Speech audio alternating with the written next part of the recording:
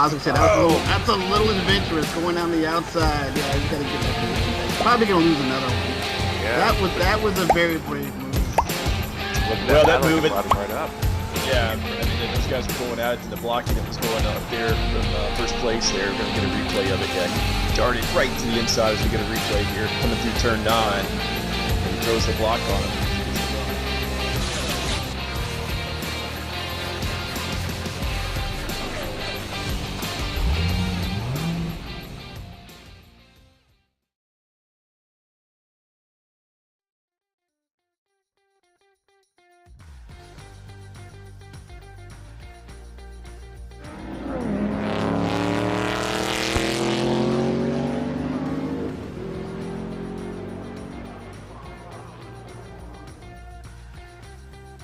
Hello and welcome to the 2023 Pro Sim Racing Sprint Championship Series presented by Coliseum and VRS. Over the course of the next 2 weeks we're going to be whistling down some of the best drivers from some of the top teams such as Williams, Apex, Kawanda, to name but a few. BS Competition, they're all here and they're all hankering for a shot at the grand final live from Daytona at the 24 Hours event. And the shot at $5,000 in prize money. It's going to be crazy. It's going to be wet and wild. I'm Tim Cox and I'm joined by Alex Simpson, former pro sim racing driver here at the Apex Racing Esports Studios. Alex, this is going to be a bit crazy at times, I would imagine, because it's an elimination format throughout this evening. We'll go through the format in a bit more detail, but I get the feeling over those cut-off places, it's going to get a bit crazy at times. Yeah, I think so. I think first off we better address the former part after the weekend just gone. Definitely the former in terms of my results in that event. But yeah, that was a lot of fun. I'm looking forward to being up on the stage here and presenting this for you. It's going to be a good series. But yeah, like you say, some of the best teams have been invited to this championship. And it's going to be fast, it's going to be action-packed, and yeah, there's going to be a lot of elimination going on. We're just going to whittle that grid down until we get to the finals very, very quickly tonight, and then we've got back-to-back races next weekend as well for what will be basically the chance to compete in a final, which is going to take place at the Rolex 24 in Florida and Daytona next year, and the guys are getting flown out there, expenses are going to be paid, and then they've got that chance to win the overall championship. So pretty awesome little championship to end the season with as well. I feel like, you know, everybody's getting ready for Christmas and the winter break and holidays are being booked and things like that from the drivers now. So yeah, this is the last little hurrah to the end of the season. They might just put a bit of a pause on booking those holidays, because if they make it into the final, they're going to need to have January free, definitely. But we sort of teased and spoke about the format. Let's talk about that in more detail now.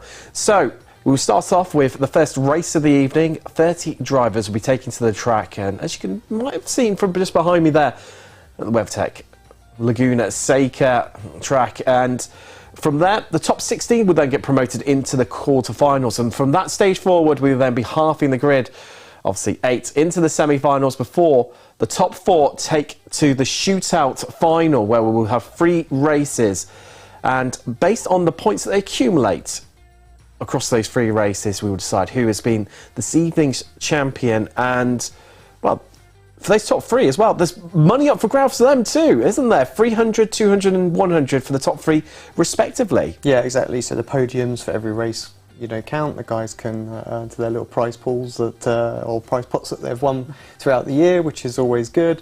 And then, yeah, obviously those points get banked ready for obviously next Saturday when we kind of go at it again, and then Sunday again, yeah, we're going to take the top 4 to Daytona. So, like I say, we're going to rattle through this very, very quickly, and it is pretty ruthless. It does remind me somewhat of my old model car racing days when we had sort of similar formats with the multi-leg finals and things like that. So yeah, if anyone who did any RC racing might sort of recognise the format. And talking about those points that Alex has just alluded to there, so for the driver who effectively comes last, they'll pick up 1 point in the first round, obviously all the way up to 32, and then obviously whoever comes out on top at the end of the final, they will get 32 points from this specific round. It will then be accumulation of the points across the next 3. Obviously tonight next Saturday and next Sunday, which will then decide our top 4 that head to Daytona in January, where they will then fight it out to become the champion. And it's more about consistency, surely, Alex, isn't it? Necessarily than going for the outright win. Yeah, I'm not really sure how it's going to play out yet. I mean, the huge curveball is that the guys don't know the track until pretty much the day before the race. It is an open setup championship. Normally these quickfire things are like fixed setups, so they will have the setups. They may be testing what the likely tracks are, but they have got no clue on what they need to build therefore. Throw in the mix of the new iRacing build and the new GT3s. Like we've already seen in the practice server, there's cars out there that we weren't sure that we were going to see. So yeah, there's a lot for the guys to deal with, especially this first round. I think it'll be a little bit more clear for the next 2 rounds next week. Exactly sort of what we're going to get in terms of the grid lineup and things like that.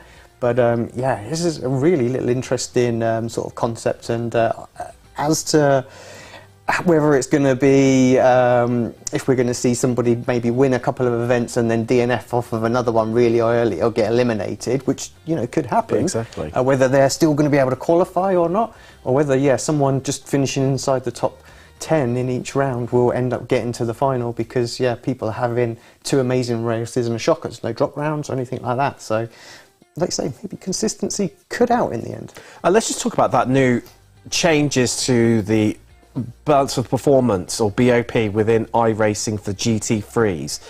It's where it's been heavily dominated by Porsche and BMW as well to an extent, but especially Porsche last season. It was all, pretty much the whole field was stacked out with 911s. Since that change, it's opened it up a little bit more, but from what I'm seeing initially from a bit of running, the Lamborghini and even the Audi, which has been almost like a bit of a death sentence in some ways for a lot of people, especially more weaker drivers like myself. That these cars seem to be emerging to be the new meta for this season, or at least that's what it appears like at first glance. Yeah, I mean, obviously, I will not shy away from the fact that obviously I've got a team in this competition. I'll try and be as impartial as I can, but to be honest, the guys just don't know. I'm checking the Discord and they're like, maybe this car, maybe that car, and I swear every day I'm checking and they're like, yeah, maybe we'll go with this, and it's changing every day. So yeah, I think it's going to be quite interesting. Who knows where the BOP is going to end up? Obviously, you've got some teams that are kind of like works representations as well. So I'm assuming they're going to have to take their cars no matter what. So yeah, it's going to be a spicy grid for sure. Well, yeah, I've already clocked that with Coanda, where they've aligned to Porsche. They're all up there in 911s, repping that with all of their, all their might. Yeah. But like you say, it's going to be interesting to see how it all just evolves, and people are going to change things around a little bit. Definitely. And let's talk about the track that we have tonight, Laguna Seca. It's a bit of a, I've always found, a bit of a tricky one to pass around. It's got almost like that national circuit old school vibe where it's quite narrow, especially in places. And then, of course, we've got the iconic corkscrew, a corner which transcends world motorsport. I mean, it's probably one of the most famous corners in the world, isn't it, now? It is, yeah. Yeah, I mean, I would agree with your point. I mean, I love the circuit. It's a great circuit, I think, to hot lap on. But yeah, some of the racing is very, very difficult. It's hard to get runs on there. These GT3 cars have got enough oomph that, you can kind of almost negate a poor exit, because actually they've got so much power that by the time you're at the end of the straight, people are not going to get huge runs. So you're going to have to run as close to the competition as possible to take advantage of any little mistakes. So there's no time to lose as well in these sprint races as well. As the night goes on, the races get shorter in length every time as well. So you've got to make your moves quickly. So yeah, it comes back to my point again. I think it's going to be very, very spicy. Definitely, and those races, as we're just seeing the track map being played out behind us, it's kicking off with a 20-minute race for the first race of the evening, all the whittling your way down in length. The finals are only 8 minutes, so you're going to have to get your moves done. And for me, surely there's only really one overtaking opportunity, one true clear-cut one anyway, and that's down into what is officially turn 2, but a lot of people call turn 1. Yeah, I mean, I'd call it turn 1 as well, for sure. I think you're right. I think that's probably going to be the prominent one. It's very easy to make a little mistake on that final corner as well. From the driver's point of view, it's always one that I used to perhaps try and overcook a little bit. You know you need to get it right because you need to either get a run on someone or make sure you don't get a run out on you. So you just attack it a little bit too much. You're going a little bit deep. You can't get the power down as early. So that does open up the opportunity into that turn 1. And and then I think also the little kink just before you go on that back straight up towards the corkscrew, it's always easy to just take too much curb there, and I think you just affect your run there, so that does open up the corkscrew as an overtake opportunity as well. You've got to be full send. I think if you're going to go for a move there, you've got to commit to it. Very easy to get it wrong and just push the guys off. So I think those are the two places we're going to see most moves done tonight. Oh, last of the late breakers. Undoubtedly, there's going to be a few people, looking to be. And well, we've got qualifying. That's just underway at the moment. The drivers are trying to get their best possible lap times down. Obviously, as Alex mentioned, not a lot of practice going on out there because very little time to react, obviously, to these changes. And do you think we're going to see maybe a little bit of a jumbled up grid, or do you think we're going to see the cream rise to the top ultimately? I think that's where I was going to head. I think the cream always does rise. Those guys will have known what they're coming in for this weekend, and they would have been testing the BOPs. We're seeing BS on screen right now. They're in the Lambo, so something a little bit different. Obviously, they've been quite used to driving BMWs and things like that, so they've obviously tweaked that setup and feel like they can get the best out of it possible. So yeah, it's going to be interesting this qualifier.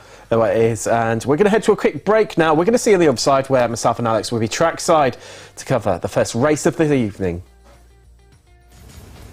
Are you struggling for consistency in your sim racing? Does your iRating look like a roller coaster? If so, we have good news for you. The way to get more consistent is to first understand what you're doing differently than the professionals. And VRS is the answer. With our competitive subscription, you will have the telemetry, setups, tutorials, and everything else you need to fully analyze your driving. Our data packs and the ability to compare your driving with the best in the world will show you exactly where to adjust your inputs, change your driving line, and shave seconds off of your lap times. And our powerful and precise Direct Force Pro wheelbase and precision pedals are being used by some of the world's best drivers. All these champions agree that VRS hardware is not just the best on the market, it's also priced well below the competition. So if you're looking to upgrade to direct drive and the best pedals in sim racing, VRS is your answer. If you want to get better, get faster,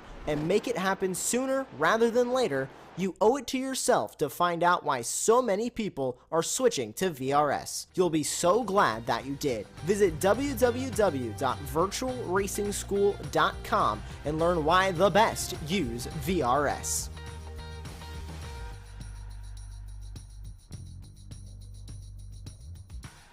Welcome back, and well, we are now trackside.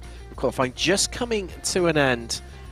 Well, I can tell you, well, you can see one of them on screen right now, but it is those Lamborghinis that are rising to the top in this early stages. They're locking out the top 6 places before we see a change.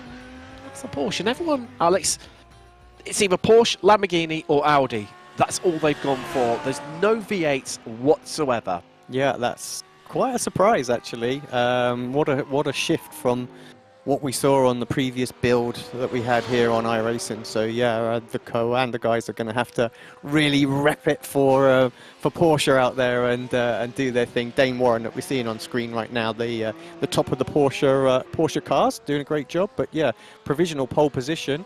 We've got Williams Esports, Daniel Pastel as well. So I think that mixed up grid that we were talking about, I think we're starting to see it. Oh, I think we most certainly are, and well, not far away from race 1, as we're just going to take to the track. Here we go. Here is your first grid of this evening with Pastor on pole for Williams Esports. He's joined on the front row by Sanchez of Apex Racing Team. And there's another Williams driver on the second row and another Apex driver.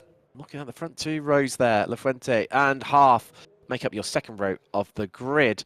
And there's R8G's Laguna, and then at Barneveld from BS Competition on the third row of the grid.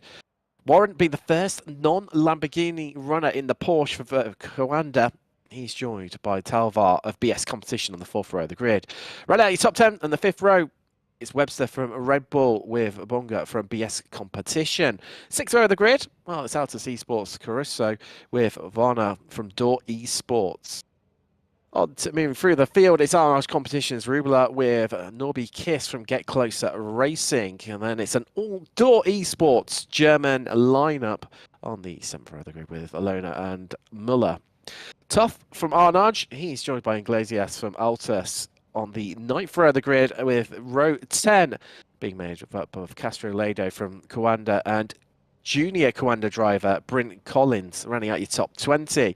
Svennen and Lehook make up row 11 for RHG and Williams, respectively, with Coanda's Grekis and Marcino from Altus just behind them on row 20. So on row 11, 12 even. And moving through the field for the last few rows, as see everyone back around, they're just taking to the grid. We've got Chadwick and Tunes, Reese Carroll, David Sampson with Peeve and Valiente, rounding out your 30-car grid. Not been the best of qualifying for Fordzilla.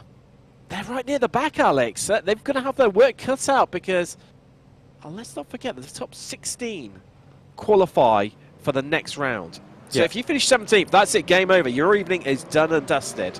Yeah, absolutely. It's all about getting into that top 16 at this point. You know, that those that are at the front, I feel like there's going to be a bit of a strategy in these early races, and that's going to be, well, we don't need to fight. We're in a qualifying position. Like, if you fight and put us at risk, you know, perhaps it's a bit silly, a bit pointless, and that's going to make it even harder for these guys at the back. Here we go. Well, let's get ready to go racing, because we are green here, Laguna Seca, for the first time this evening. And it's looking like that orderly affair that we spoke about down into turn one. Everyone nose to tail. Nobody moving around in these top 10 positions. Everyone's started and continued on through there. Well, they began with only Doors Esports Varna just making it past Caruso of Altus up into 11th. Well, I say that. Oh, something's happened to Barneveld. He's just dropped a couple of places to make that actually 3-4. He's getting absolutely mugged right now. Here's Ryan Barneveld of BS Competition. And wow, that is not what he would have hoped for. He dropped 5 places in these early stages. And Someone around in the background. well, there is indeed. Who was that? I didn't quite catch who that was. It's just running wide there. I think that was one of the Red Bull machines there. Just moving a bit wide through the corners. Yeah, possibly Arthur Lehook there got caught up in something. But yeah, and I wonder if it was a slowdown as well. Across you, Alex. I think there's been an incident at the Corkscrew. There you go. Norby Kiss. Well, Rubelar as well of Arnage has been caught up in that too, because those two have lost 14 places. Really, really tripped up. And all that melee, I tell you what, Barneveld's dropped another one. He's in trouble here. It says contact there in the final corner. There's a Gladius has made it through, but it is not worked out. And already, that's Lucas Muller in the Audi.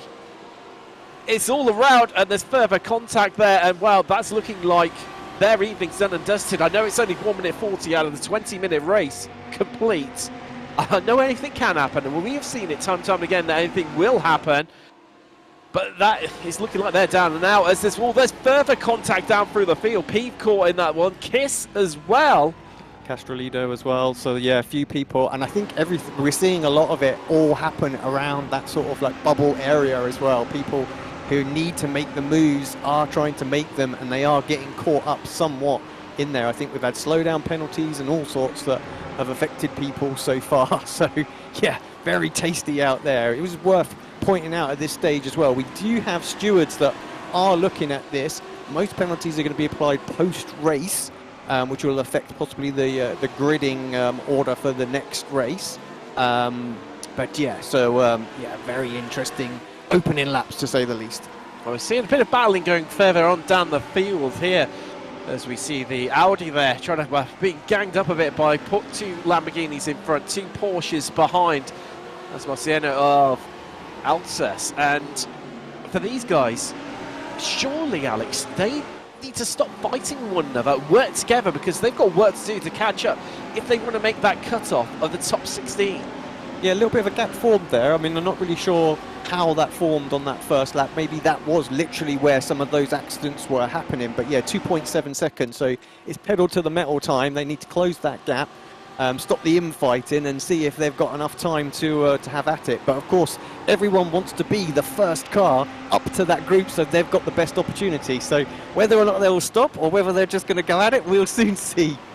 You're seeing a very calm, cool and collected Alejandro Sanchez right there. This is making his way through. So let's take a look at this replay. So Arthur LeHook of Williams, see him in that Lamborghini there. Into the back of the Kawanda Porsche. Oh no, just had to get out of it and just lost the rear in doing so.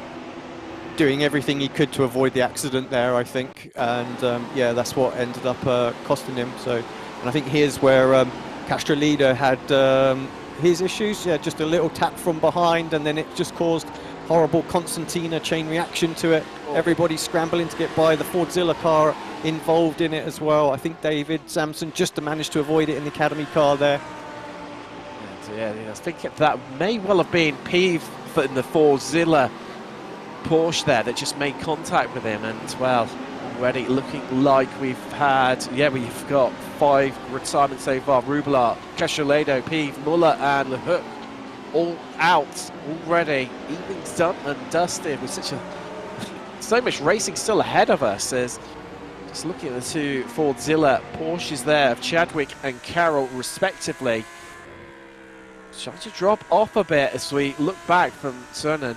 Right now the Tunis behind, and these guys are at the cut-off, and they've got 2 places to make up to get into that qualification slots right now. I mean, yes, they've managed to make up some places, but not fully, as Vezes and Lerner just in the background there swapping places, and Varner right now, those drivers who's, well, just trying to see this one through, but I mean, luckily for him, there's that big time cushion of about half a second to a second. So Tunis having a bit of a look, and there's contact there coming down through the corkscrew. The drivers at that point descending in that short period, 5.5 stories. We listen to that V10 singing in the back of that Lamborghini Huracan right now. Oh! That's the rear gone. And was there even a bit of contact there? Or did he just lock his rears, Alex? I think it was a locked rears. I don't think there was any contact. Again, trying to avoid the actual collision, I think, is what's kind of caused that. But yeah, you read my mind when you said about that V10. Like, we've missed that sound on this GT3 grid. So it's great to have a bit of a, you know, a bit of a mix-up with it as well. So, but yeah. What an interesting couple of first laps we've had here as well. I think, you know, the top sort of 10 starting to settle down and realise that they're in a nice, strong, comfortable place to qualify. Now maybe, you know, you start to think about, well, hold on, this is the grid for the next round. Do I want to try and make some positions? Am I in a automatic qualifying place? You know, those top 8 will feel very, very comfortable. But so maybe we will see some moves in and around this area, and I'd sort of take back what I was saying about just make sure you're in that top 16. Like, you know, think about the long haul for this race tonight. Or even do they, as this is coming from a very low iRating commentator, hence why I'm in the commentary booth and not driving tonight. Do you even just want to play it safe? Because you know full well, I mean, Caruso's example right now, currently sitting in 11th, so if we're thinking already ahead to the next race, which I know seems crazy, but we're only 7 minutes out of the 20 complete, just play it that bit more safer, get yourself through, and then worry about the next round when you're in it, knowing that there probably will be a few incidents with only those top 8 being promoted out of the next race. Or do you go for that, like you were saying, just trying to get yourself further up, thinking, okay, these results are the grid for race 2, I need to make up some places here. Yeah. So split in my head as like what I would do as a driver, that's for sure. I think, you know, if you're Daniel right now and you're leading, you're quite comfortable, I think, if Sanchez puts one down the inside. You're not going to defend that too hard. You're not going to try and risk anything. First or second, doesn't really matter in this race. The points, obviously, for the winners don't get locked in at this point. You know, it's only the bottom 16 drivers' points that get locked in after this race. So it's all about making it through to those next rounds. So Jordan having a little look at the top of the bus stop there, not able to quite make the move on the Dory sports car. No, definitely shut the door there, did Varner, and See, two Audis. That's a rare sentence we've said at this pro level in a very long time. Two Audis there battling out over 10th place right now. Let's look back from Caruso. Barneveld, drivers. Well, he's had an eventful race so far. Dropped 6 places. Really got caught up. And once you get offline, Alex, as Barneveld experienced, he just got overtaken left, right, and centre with people heading past whether they were on the racing line. Like I say, I don't think we saw it, but I'm pretty sure Ryan got a slowdown on that first lap. I think that's why he just got absolutely freight trained. He stayed offline somewhat, and yeah, that's kind of why he dropped those 6. He served it well. Like, it's really, you know what it's like with those first lap slowdowns. They're terribly overpowered as well. So he, yeah, he did what he needed to do to get that served and make sure that he retained that top 16 place. But yeah, now, like I say, the pressure's on him because he knows that he's definitely qualified better than this. He'll want to try and make some places up as well. But yeah, looking strong, look like he has got the pace, and we'll see where he ends up in 11 minutes' time. We'll see Door Esports, they've got that last crucial 16th place, and there is a nice time buffer for Loda to work with there of, well, just over a second. I know it fluctuates ever so slightly right now, but I tell you, it's not been a very good opening meeting this for Fordzilla. As things stand at the moment, Alex, they are down and out completely. Nobody progressing past the first round. It's going to be a real disappointment for them. And just looking at other teams as well, I'll tell you what, RAG not having any other apologies. Apologies, Florian, who we see right now. Leverage. Oh, I say that. Is this the curse of the commentator kicking in? Is that's one of the BS competition? I don't think so. I think he'll be wanting you commentating him on more often. He's just, you've won him a place there as well. So how all of them managed to stay pointing in the right direction there, I have no idea. But yeah, very, very tasty little battle going on there. Talvar, the real big loser out of that one because he was sitting comfortably. And looking good for the grid, for the, you know, as we spoke about, looking forward to that in the next race, as we're just over half race distance complete right now. And he's dropped numerous places, not helping himself when, you know, in terms of the grid for that next race. Let's take a look at the replay. So you can see here, just on the inside is Telvar, and just a little nerf from behind, I think, maybe caused that from the. A double one there. Car? I think, yeah, a bit that concertina effect like you spoke about earlier, Alex, and, well, Tava, just a big loser from that one. But at least they'll have a bit of safety in numbers as they stand at the moment. Just have his teammate, Barneveld, alongside him when it comes to the grid for the next race. And, of course, we've got Flying Dutchman, Room Moja, just ahead of them in 8th place.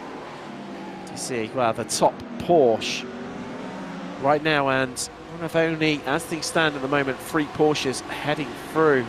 Dane Warren, his fellow countryman, right behind him. I'm sure there's going to be a bit of bragging rights between those two when it comes to trying to get one over a competitive team, but also your fellow countrymen. Yeah, I think Dane's just so good in this Porsche. You know, they know what they're doing. They know they didn't have the hassles of having to figure out what they were doing with BO.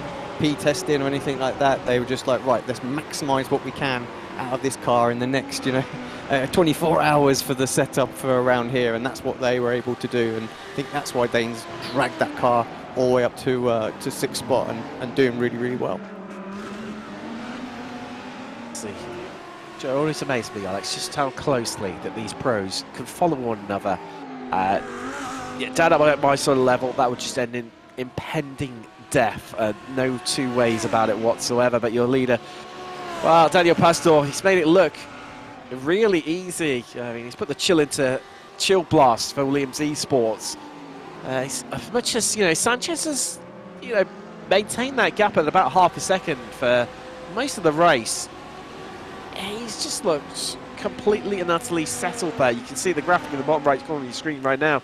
So how that gap has fluctuated, but it's pretty much remained at 4 temps for the entirety of the 12 minutes so far. And you were talking just a moment about how close they stay together at the front there. Look at those last laps. None of them over half a second at the front. And they don't even need to be putting pressure on each other right now at the front here. But still absolutely on it. Just that's the racers in them, you know, just giving it all. You see the camera there. Alejandro Sanchez. You can literally see where he's braking on his camera as well, as he sort of almost pushes himself up the chair, being the, you know, the type of pedal equipment that they've all got now as well. You know, they're all having fairly heavy sort of kilogram loads that they have to push in there. It's just an interesting little dynamic that you see on those webcam shots. Of course, with those new pedals coming along from SimiCube, love to talk about those. It's interesting to see, you know, how that's going to play out in the long term, and you know, but there's that. Let's be on board with Barneveld right now. And, well, he settled back in here, Alex, hasn't he?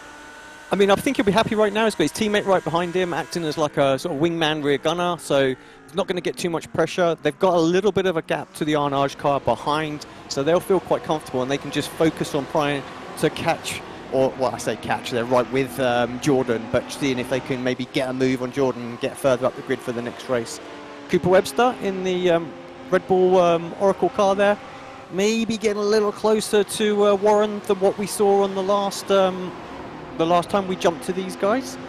Maybe thinking of, again, trying to put a little move on.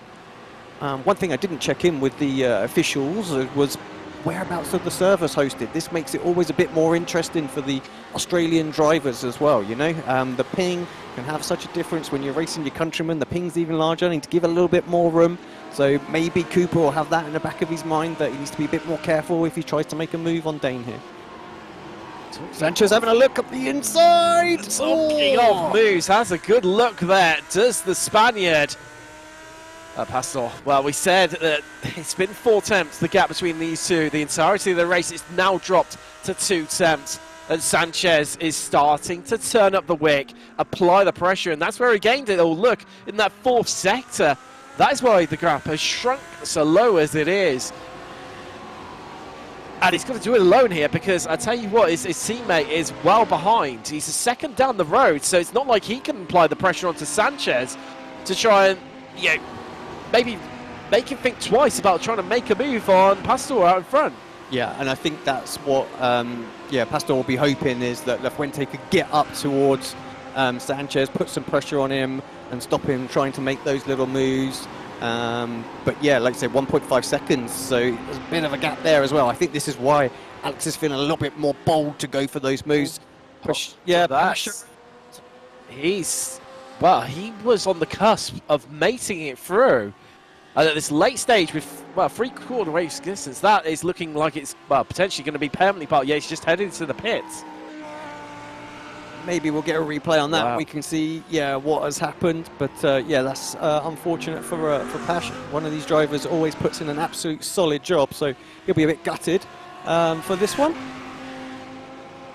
No, he is down and out. Another driver to fall by the wayside, and he's by himself. I get the feeling this is going to be an unforced error here, potentially.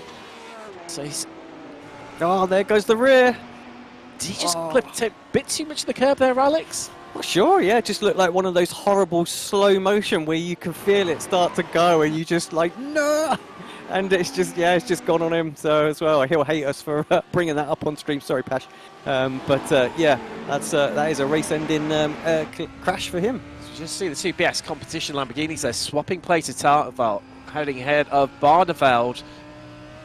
And when affects what row they start. They both start on the 6th row of the grid as things stand at the moment. 16 minutes 55 with the windscreen wiper going there. Do you think that's maybe tactical, or are you starting to think about the next race? Well, extra places? Because I wanted this myself as well. I was going to ask you that exact question, Alex. But I mean, surely from starting from the same row, I mean, yes, Talvar will have the inside line, but due to the rolling start, it's not like they're truly starting side by side, essentially. Yeah, good move for Bry Collins there as well. So up and into 13th place. So yeah, one of the VRS Coanda Junior drivers looks like they're going to make it through into the next stage of this this event.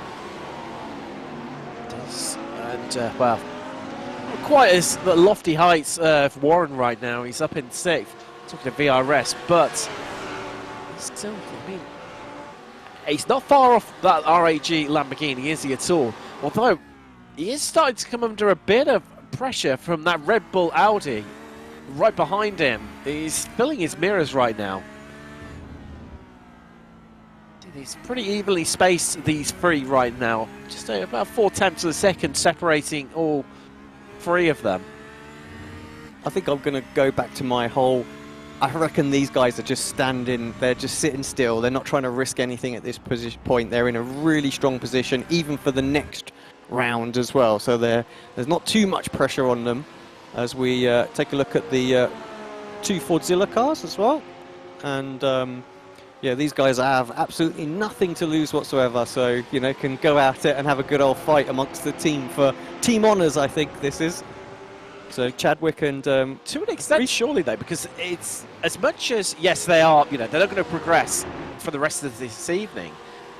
In equal terms, they are going to get points here. So surely it's about cementing it. And yes, you know, they're running side by side there with Kiss not far behind. I mean, he's done well to recover. He's had a up, down, and a roundabout race as we look on board with Warren once again. You see Webster just trying to turn up the wick, close in that gap as it is shrunken. I think the Porsche is feeling a bit of pressure right now because the gap to the RHE Lamborghini of Leger just ahead of him. It's increasing right now, and one of the things that has come out with the change in PvP and the changes to the tyres is the way in which they wear.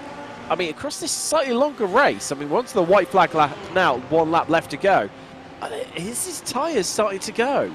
I think they'll be all right at the 20-minute mark. I feel like they've got their head around them. Obviously, the Porsche was the one that was the strongest on the tyres before this build. I honestly couldn't tell you where they are now. I don't think anybody's done enough running to truly know. You know, maybe we are in a position where some tyres could be going off. We'll have to speak to the drivers and get the answers, I think, for that. But here we go, though. Final few corners. We are, as Pastor just coming down into the final corner, turn 11, bringing it home. And that is going to pick up first victory of the evening. Those for these guys, it was just about making it through safely. Sanchez second, Lafrente third. Haas going to pick up fourth. Well, with Williams and Apex filling out the top 4 spaces there. This was looking back through the field. Caruso there, he is through. Who's in 16th? How close is it? Well, Lerner, he's through comfortably because big gap behind. Yeah, 3 seconds, wasn't it? So between himself and Marciano of Altus. And everyone from 17th downwards, that is their evening done and dusted. And I spot a little bit of relief there and Mortis's face. I mean, we just saw a picture of his webcam there, and it was almost a bit like, phew, that's done and dusted. Okay, I'm going to be starting from the back for race 2, but the only way is up. Very true. I mean, knows exactly what he needs to do for the next one, you know. So there's 8 really strong drivers in front of him, and he's got to overtake them. Nice and simple. You say it like it's just like a walk in a park. Nice and simple, but... Well, just drivers just on their in-laps right now, just on the bit of a cool-down. We're going to head to a quick break, and we're back in the studio for reaction on race 1 of this evening.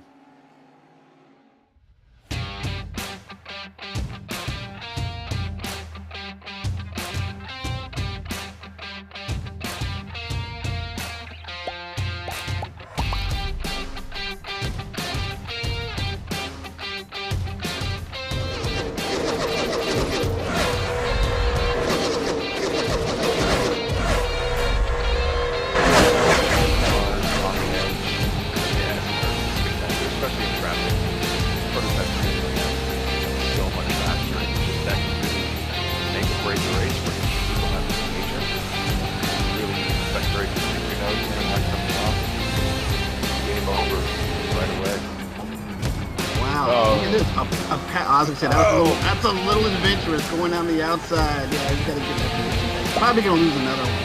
Yeah. That was a very brave move. Well, that move right up. Yeah, I mean, those guys were going at it, and the blocking that was going up there from first place there. We're gonna get a replay of it. Yeah, darting right to the inside as we get a replay here, coming through turn 9, and he throws the block on him.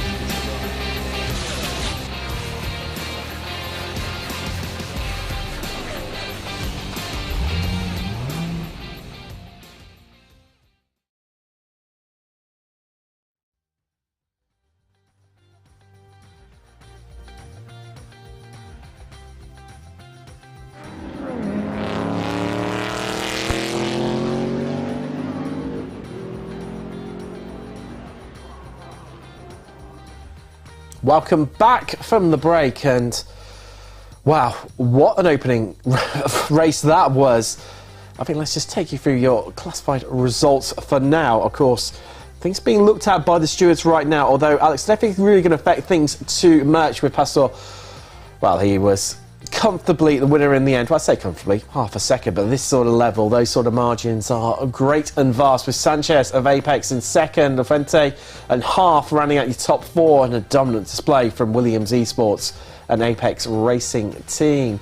Labrige was in fifth for R8G, with VRS's Quendas Dane Warren in sixth place, and well, the top Porsche finisher. He made it a little comfortable, but it was getting a bit close at the end because Webster was catching him from Red Bull. In 8th is Bonga and Varna, with Talvar making up your top 10. He did pass a bit of a tactical change between himself and Varnaval, who did lose a further place. Caruso coming home in 11th, ahead of Varnaval there in 12th of Altus and BS competition, respectively. Then it was Kawanda junior driver Bryn Collins in 13th, with Toff, Iglesias and Lona being the top 16, I was going to say top 10 there, top 16 making it through to the quarter finals, next stage of this evening. There's Marceno and Suen in 17th and 18th, just to round out your sort of your grid here. And wow, of course, those top 16, that now locks in the grid for race 2, Alex. I mean, surely those top 4, copy, paste from race 1, play it safe, work together, get away from the rest of the field, get away from where it's going to get fraught around that 7th, 8th, 9th, 10th sort of area, where I get the feeling it's all going to become that bit more tenser and possibly kick off, especially in the last stage of the race, where we get those few desperate drivers trying to get themselves through into the semi-final. Yeah, I think you're right. Like I say, they look quite quick. You know, they broke away from the pack quite quickly. Reasonable margin in this 20-minute race, so I don't think they're going to want to risk it too much. But on the flip side, maybe you're like, I don't want these guys as competition, so maybe they try and get let's try and back the pack up and see if we can get them lower down. There's all sorts of tactics that could play out that we haven't seen yet, or what the drivers are thinking. So who knows what we might get. But then, of course, the drivers that are sat just behind them, they know that they're going to have to get in and amongst them really quickly as well, because they are quick and they were able to pull away. So I see maybe some opportunities for some early moves or something like that might come off. And it's going to be a bit more fraught too, because we do have that shorter race distance for race 2 as well. So it's, yeah, what you were saying, you know, where you've got to get your moves done early. You've got to get them done even earlier, potentially, now. Yeah, I think so, exactly. While the pack is tight, you know, that's the time to try and make up some spaces. Like we saw, I think the BS car obviously get that slow down. I think it was Talvar, wasn't it, yes, on that first lap? Like that's Barneveld, it was. Yes. Yeah, so that's going to be absolutely critical. Like, he got away with one there, he's still through. He'll know he needs not to do that.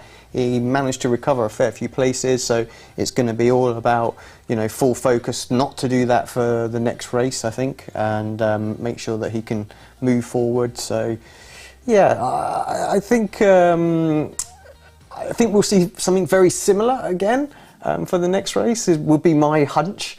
Where most of the action is on that cusp, and I think that's what we saw on that one. There was lots of little collisions and moves going on, and I'm sure the stewards are going to be a little bit busy now looking to see if any of them were actually going to affect any of those final 16 spots that kind of got through, and any reverses need to be done or anything like that. Obviously, I'm sure we'll get a little word in our ear if something changes. Oh, definitely, I'm sure we will do indeed. And I was interested in those mind games being played out at the front. Late on, Sanchez just having a little bit of a look at Pastor and closing up the start. But let's take a look at some of these highlights and key moments from race 1. And I mean, I was a little bit surprised, Alex, that everyone got away so cleanly. I was maybe expecting a bit of action down into, well, just coming through turn 1 now, down into turn 2, the Andretti hairpin, but everyone made it through realistically. It was only really Barneveld, you can just about see him in the background there, just losing places. Yeah, I don't quite know where obviously his little incident happened, but yeah, I think Daniel made the right call, right? He didn't try and back that pack up or anything like that. He just went really, really quickly, and that kind of spread the field out a little bit at the start. I think this is where you know, Arthur loses it, which we saw on a little replay as well. So one of the Williams cars just struggling, went for that move, trying to break out of that collision, so, and ended up causing himself to which just caught the curb on the inside as well, which really unsettled the car and just didn't help it and just compounded that issue, didn't it? And then this is Cashledo just heading down into Andretti, and this is one we saw where I believe he just, yeah, there you go, he's going to bump into the car in front and just lose that bit of time and have to check up, and then, well, around he goes, and when it's you're in never that a direction you want to be facing, is it? It's not, just watching the whole pack coming flying towards you, and it wasn't a good look. Then across to another one of the Coanda cars, and this was Dane Warren, and it's getting a little bit wide there before they head up the hill. And I remember Dane being behind Cooper for most of the race, so we were talking about maybe a move. So yeah, it looked like Cooper went a little bit wide through that kink turn that I said about. You did. You called it earlier, Alex. I called it. And, yeah, great move into corkscrew there.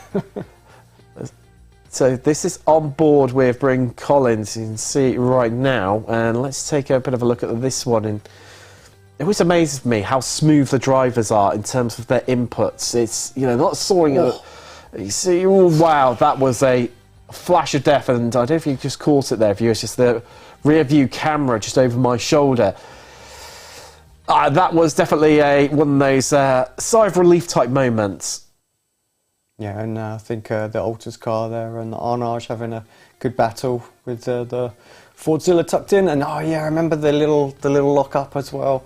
And did you catch a little bit of the gravel on the entry there, which that would have unsettled the car surely? Yeah, quite possibly there.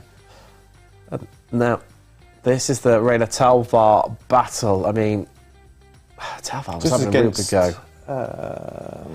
Is this Jordan? Yeah, I can't yeah, remember exactly. Slots it up the inside great. well. Yeah, full commitment there. Absolutely sent it into turn one. That's how to get a move done into Andretti. But it wasn't quite done and dusted, was it? Because on got the better exit, didn't he, out of Andretti? And I mean, that is one of the issues, isn't it? You can sometimes run it in a bit too deep, and you know, if you're a bit more cute about it, you know, it's the car being overtaken, you can then look to get them on the switchback potentially. As they're heading through into the last couple of corners right now. No Settel, and you see we're just having a good look up the inside to get the move done. Just squeeze your opponent wide there, Alex, and just make them out onto the gravel a bit. And that's what you want is an absolute drag race in a sister car, essentially. You know, it's the same. It's all about who got on the loud pedal the earliest there, and maybe manages to get it done this time. I won't look away too early. Little bump from behind, and then yeah, around. So yeah, I think it was the Porsche Coanda car that behind it just started off that chain reaction, didn't it? From sort of hitting, you know, that initial nudge, and then of course that compounded a fit. But this is Pash just having this is where he had his bit of a moment, and we saw the replay during the race, and well, just loses the rear end there. Nothing, doesn't seem to really catch any curbs, did he? No, I mean, it looked like there was nothing wrong with the line there. I mean, maybe that was a case of, yeah, getting onto that loud pedal that I was talking about just a little bit too early and come around. So it's on board with Bryn Collins, and he's going to get the move done. And well, Toff makes a mistake again. It's going to allow Bryn with the run, full commitment on the brakes. Oh, lovely. Yeah, great move. Make sure he finishes that off as well by cutting the line off on the exit too. Well, I did wonder if he was having flashbacks to the previous incident where he had a car on the gravel on the outside there heading up to Corkscrew, and he narrowly missed him earlier, and well, that was a lot cleaner. And this is Talvar on the last lap trying to make a bit of progress, and well, he's made that move work previously. He does it again up the inside into the final corner, shuts the door on exit, covers it off. Job done. Yeah, I think the Altus car there doesn't want to get turned on the last corner of the last lap and knocked out there, and just kind of said, okay, you kind of have it. And yeah, final lap for our winner as well. You see, he's got a little bit of a margin on Sanchez here as well, so feeling comfortable. And what a way to start off this series. See across the line there, and well, the car just following him behind was Alejandro Sanchez, who's now joins us We have a bit of a chat to him. Alejandro, can you hear us? I mean, what a race it was. You were so consistent. Was that the intention, just to sit in second, or was it to try and get yourself past Pastor? Of course, as a race car driver, you want to get past the guy in front, but realistically, it was highly unlikely. I think he had really good pace, and I had some dirty air, I think, being P2, so I couldn't really do much. I got close sometimes, but it wasn't quite enough. But overall, I'm happy. I just want to be top 4 by the end of the 3 rounds and hopefully qualify for the grand final. Definitely. And for yourself, I mean, coming into this, tactics-wise, I'm sure you wouldn't give too much away, but was it more so about just making sure that you progress and not make any sort of silly mistakes, or is it still full commitment, full chat, going all out to finish as high up as possible? Of course, with the new update, the tires are kind of a mystery in terms of what you do to, wear them out and whatnot. So I was just trying to keep my tires in the right window, just in case he made a mistake at the end of the race, or if he was just overdriving and sliding everywhere, maybe I could have done something. But overall, I think he kept his tires in really good health, and so did I. But in the end, I couldn't really do much. So there's not much of a strategy at all. Just try to keep the tires in check and make a move if the opportunity comes. And you spoke about obviously the change in BOP and the change in the tyre wear, etc. Just obviously for yourself as a pro sim racer, just so for us normal people, as it were, what sort of prep goes into it and the mindset where you've suddenly got a new BOP, it's all changed, and then all of a sudden you've got a pro competition, prize money and a great prize for the grand final trip to Daytona up for grabs. How do you approach something like this to try and understand, okay, what's the quickest car, what's the best one to go with in such a short time frame? You just test everything that you can and trial and error, and that on every track basically that is important for BOP. So ideally you will want a track that has like traction zones, high speed zones, and medium speed stuff to sort of see what are the strengths and weaknesses of each car. But yeah, just try to test them all in the same conditions and with different fuel loads. Of course, that makes a big difference in the BOP. Some cars are better on low fuel, some are worse on full tank.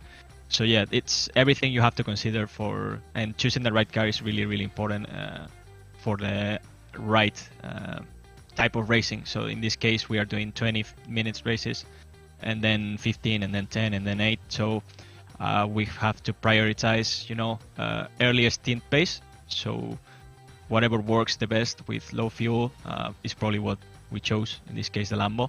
Probably the Porsche is a really good choice as well on full tank and with tire degradation into play. With these short races, it doesn't really come that much into play, but it sort of does at the end of the 20-minute races. The next races will be probably a different story. But yeah, that's the process. Just test and test and test and drive and put a lot of hours into it. Since the patch has come out on Tuesday, yeah, you just can't do much else, sadly, other than testing. So, well, we'll let you get ready for the next race, and good luck for that one. Thank you very much. It'd be interesting what Alejandro was saying there, Alex, about ultimately there is no real secret science behind it all. It's just with this change of BOP, for something like this, you've got to vent very quickly. It's just grind it out. Brute force approach, yeah. Test, test. You heard it right there. Yes. If anyone was wondering like how they go about doing it, perhaps some interesting insight about trying to find a fairly interesting track that has the different dynamics of the slow, medium, and I'm going to put you on the spot now. Corners. I can see for the very scared look in the face that he's just giving. Any tracks you could recommend for such an experience? Slow, medium, and high speed. Just trying to think. Monza maybe? Spa? I mean, classic Spa, Silverstone? Spa I think comes to mind. Yeah, Silverstone probably not a bad shout as well. Yeah, I'm not really sure off the top of my head where else I would think. Maybe Catalunya, Barcelona, probably another one. Yeah. Of course, using Formula 1 for the winter testing as well. Yeah, exactly. As we don't have, obviously, Abu Dhabi in iRacing right now. You want to test a car that's, you know, feels bumps and stuff like that. Maybe you go to Sebring. It's where like the Indy cars go, don't they? Yes. To do a lot of their winter testing. So maybe that might be a good one as well. Again, the Sunset Corner and some of the slow hairpins there. Like I say, you've got a good mixture in that final sector as well. Some quick stuff. So maybe that would be interesting. Well, Sunset Corner, or as I call it, hold on for dear life and pray you don't hit the wall corner or someone doesn't take me out, most certainly. But let's have a look across into race 2 of the evening, the quarter-final. As we said, from this race, top 8 will be progressing through to the semi-final. The grid is formed up from the results from race 1. How do you play? I mean, I know we sort of started talking about it earlier on. If you're starting 16th, surely it's just go hell for leather, whatever will be, aggressive moves, but if you're out in front, surely it's going to be a bit more conservative. It's those guys in that midfield, sort of 6th through to about, 14th? Surely it's got to be really fierce, elbows out competitiveness. Yeah, I think you're right. I think the guys at the back, like I said, they've got absolutely nothing to lose. They've got to go for it on those first couple of laps and see how it plays out. If they can make maybe 3-4 places up. I mean, one thing to note is like the grid was really close on the times. There obviously is a lot of Lamborghinis in this grid, so that's going to be closer. We lost a few of the other sort of manufacturers. There are still some, obviously there are still Porsches, still Audi's in it, but the field is much more even, so they're all going to have the same sort of performance, that same sort of traction that Alex was talking about as well now, so it's going to make it even harder to make moves. So I think, go aggressive really early, see if you can get those places done and maybe pick up a few more on the way. Those, like you say, that are just inside, they're going to have this constant little watchful eye on that rear view mirror, and they may get caught a little bit, I think, mirror driving, so they'll perhaps lose the cars towards the front. That'll make the front guys maybe feel a little bit more comfortable. Is this surely going to make the start, the rolling start, just so crucial of where you position your car coming out that final corner to almost, make sure that you hold on to your position, or at least try and get to the inside so you can defend it much easier? Yeah, absolutely. Yeah, critical. I think you'll have to forgive me. I can't remember where the last Williams car was in the group, whether they still made it through or not. But yeah, I was just thinking, if you had your teammate. So I'm just hearing in my ear, there's only the 2 of them in. So obviously they will get a run, but if they had a teammate a little bit further back, they'd definitely be in communication going, right, on 3, 2, trying to count it in so they can get jumps. So know if there's anybody that's towards the front, they're going to be obviously in their ear of their teammates going, go, go, go, go, as quickly as possible, just to try and maximise that start. Like you say, if you can get a good launch and maybe pick a place or 2 up on that first couple of corners, it's going to be absolutely critical, I think. Well, we're not far away from race 2 this evening, the quarter-final. We're going to wrap things up here in the studio and get back trackside for more of the action. Are you struggling for consistency in your sim racing? Does your iRating look like a roller coaster? If so, we have good news for you. The way to get more consistent is to first understand what you're doing differently than the professionals. And VRS is the answer. With our competitive subscription, you will have the telemetry, setups, tutorials, and everything else you need to fully analyze your driving. Our data packs and the ability to compare your driving with the best in the world will show you exactly where to adjust your inputs, change your driving line, and shave seconds off of your lap times. And our powerful and precise Direct Force Pro wheelbase and precision pedals are being used by some of the world's best drivers. All these champions agree that VRS hardware is not just the best on the market, it's also priced well below the competition. So if you're looking to upgrade to direct drive and the best pedals in sim racing, VRS is your answer. If you want to get better, get faster, and make it happen sooner rather than later, you owe it to yourself to find out why so many people are switching to VRS. You'll be so glad that you did. Visit www.virtualracingschool.com and learn why the best use VRS. Welcome back, and we are moments away from the quarterfinal, where 16 drivers will become 8. Who is going to make it through? It's going to be the one facing disappointment. Well, We are not long away now, and the pressure starting to build, and it's only going to increase the further we get into the proceedings throughout this evening. We've still got 2 more rounds left to go.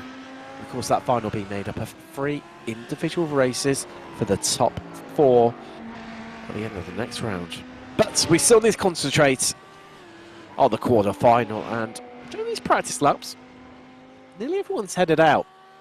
Tell you, Alejandro Sanchez has just gone fastest. Is that a sign of things to come?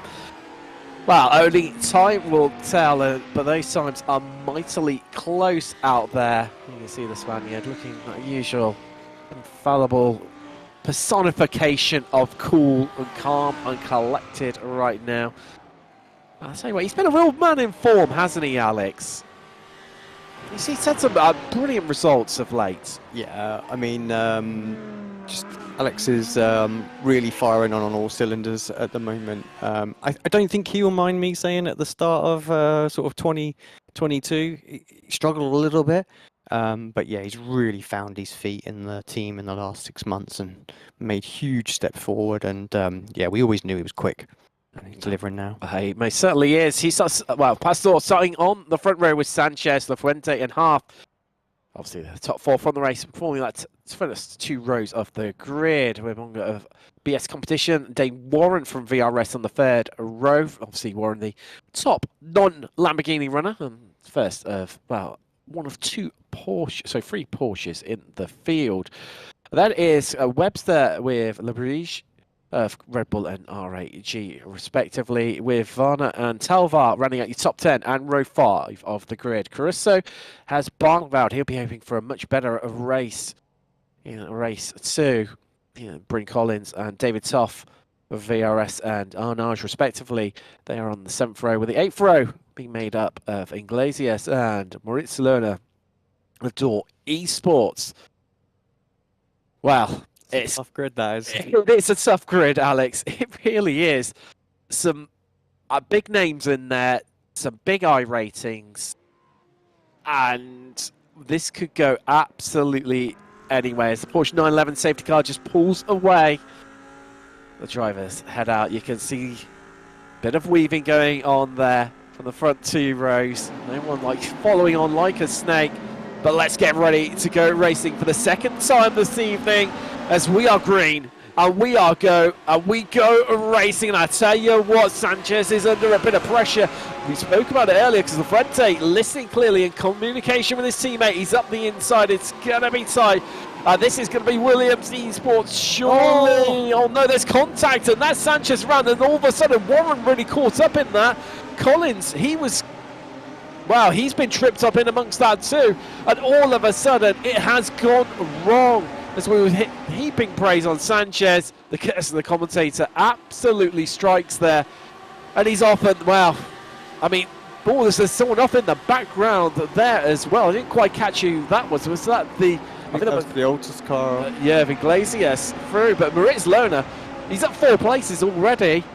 And I'll tell you what, another big winner from that was Arnage's Top. He's at 5, he's into 9th, and he is knocking on the door. Half caught up in it too, so those 2 Apex cars have really struggled and really fallen down for the order on these opening stages. Yeah, critical for the guys. Like, you know, we said the opening laps, that's going to be the important laps, like you're going to make moves, and the Williams guys coordinated their start really, really well, got that jump on there, and they had the inside line. So see Lafuente there, well, he's got past Pastor. That must have been in the melee down at turn 1, but also just running incredibly wide there, coming out of town 10. First, well, let's run you through your order after all that mayhem on the opening lap. Lafuente leads from Pastor to Williams Esports cars, locking out the top 2. LaBrouche, Webster, he's had a good run in the Audi. He's up 3 places with Varner and Bonga in 5th, 6th, Talvar 7th, Caruso in that crucial 8th place right now. Tough, knocking on the door in 9th, but he has fallen behind. He is 1.2 seconds behind 8th. Wow, needs to get a bit of a wiggle on here. I mean, we're out onto lap 2, 2 minutes complete out of the 15, and that's a lot of time to catch up with not a lot of time left in this race. all the drivers behind now are just going to be hoping and praying that these guys actually do battle. But I think we are going to see them go, no, let's not do anything too rash here. We're locked in towards this this next stage. So, yeah, it's going to be very difficult. They're going to have to close this up, as we've seen a replay of the turn 1 collision there that sent Sanchez around. Well, I was trying to clock who that was into the back of him. It was the one with the Lamborghinis, wasn't it? Was that even his teammate into the back of him?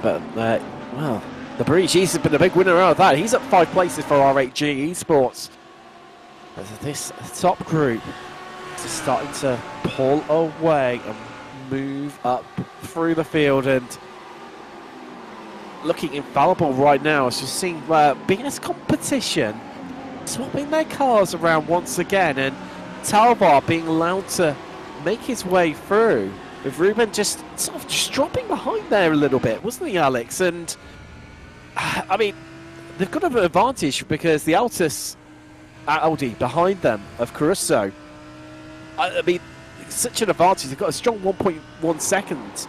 I don't think surely need to defend or worry about this too much, because if they start fighting like they're doing right now, that's going to allow the cars behind to catch up. I mean, they're going to be rubbing their hands, obviously metaphorically, don't want to take their hands off the steering wheel, because the more these guys fight, easier it is for them to catch up. I agree. That is exactly what they want. You know, they'll want to see them battling. We just jumped to Dane Warren running along perhaps a little wide there. Puff of the sand from Laguna. Alternative rallycross line, some might call it potentially. But so this is Warren. Is he run majorly wide again? Or so he was in front of Sanchez looking at this shot, so he's going to run a little wide here. I think. Oh, he just smacks that inside curve. Yeah, I always like it when I call things a little bit right. And that curve is a killer, and I did say that is going to be people's problems. You hit that hard, it will affect your run. I didn't expect it to affect it quite like that, though. Absolutely biffed it. Well, practically, you know, trying to take off and send to the moon. Just keep you updated. See, further down through the field, that gap is shrinking due to that infighting between 7th and 8th. Toff is closing up. He's taken a couple of attempts out of him in front, and I'll tell you what, you can visually see that gap is closing, and I think I'm going Caruso there, just almost deciding, right, let's not fight, because they're catching us a bit too quickly for comfort here. Let's just get that gap extended, and then we're about fighting as Softwell. That gap's grown even further now.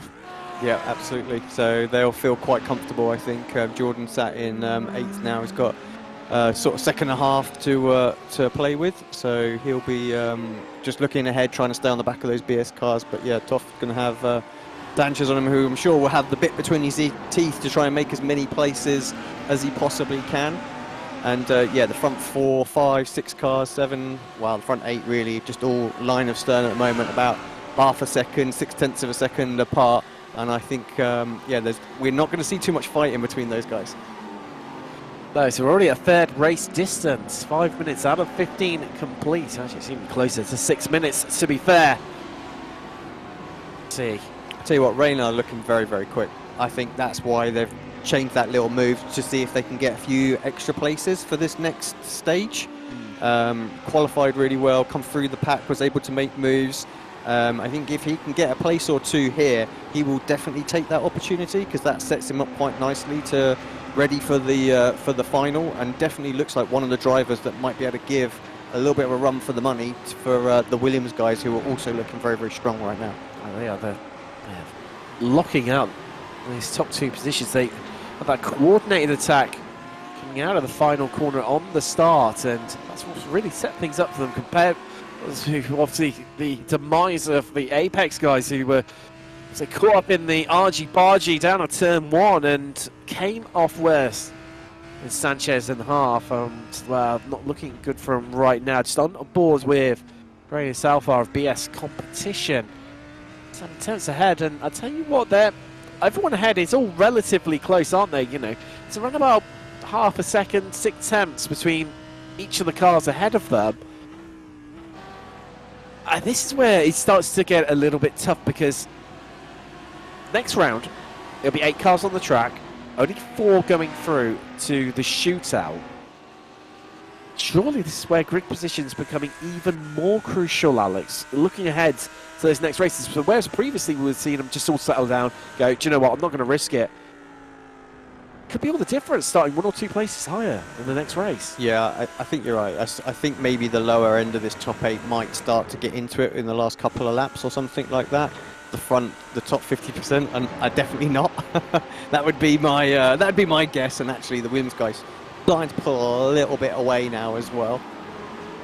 Well, it's looking like it's going to be in the next round the battle of Lamborghini versus Audi.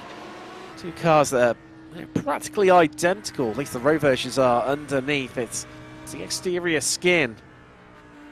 So on board with top Audi runner in 4th, Cooper Webster of Red Bull. And you see these really closed that gap up. The R8G Lamborghini in front of him, because that gap's just down to 4 tenths. That was around about 7 tenths, only this time last lap. It's starting to close in, starting to play the mind game, starting to turn up the pressure. Right now, it's onto the brakes into the Andretti hairpin. We haven't seen Cooper for a little while. Sorry to interrupt there, Tim. No? Obviously, he did the Porsche Esports series last year, and he's been away doing some R-Factor 2 with the Virtual Le Mans series as well. So good to see that Cooper can jump back on. I think he was Rookie of the Year in Porsche series, if I'm not mistaken. But yeah, come back onto iRacing with a bit of fire and looking particularly strong, I think. It's what amazes me with these guys. It's the adaptability that they can jump from one sim, endurance racing, down to what is true sprint races. You know, this short format competition where the races are thick, fast, bang, bang, bang, and all just instantly be on pace. It's across 2 different sims as well.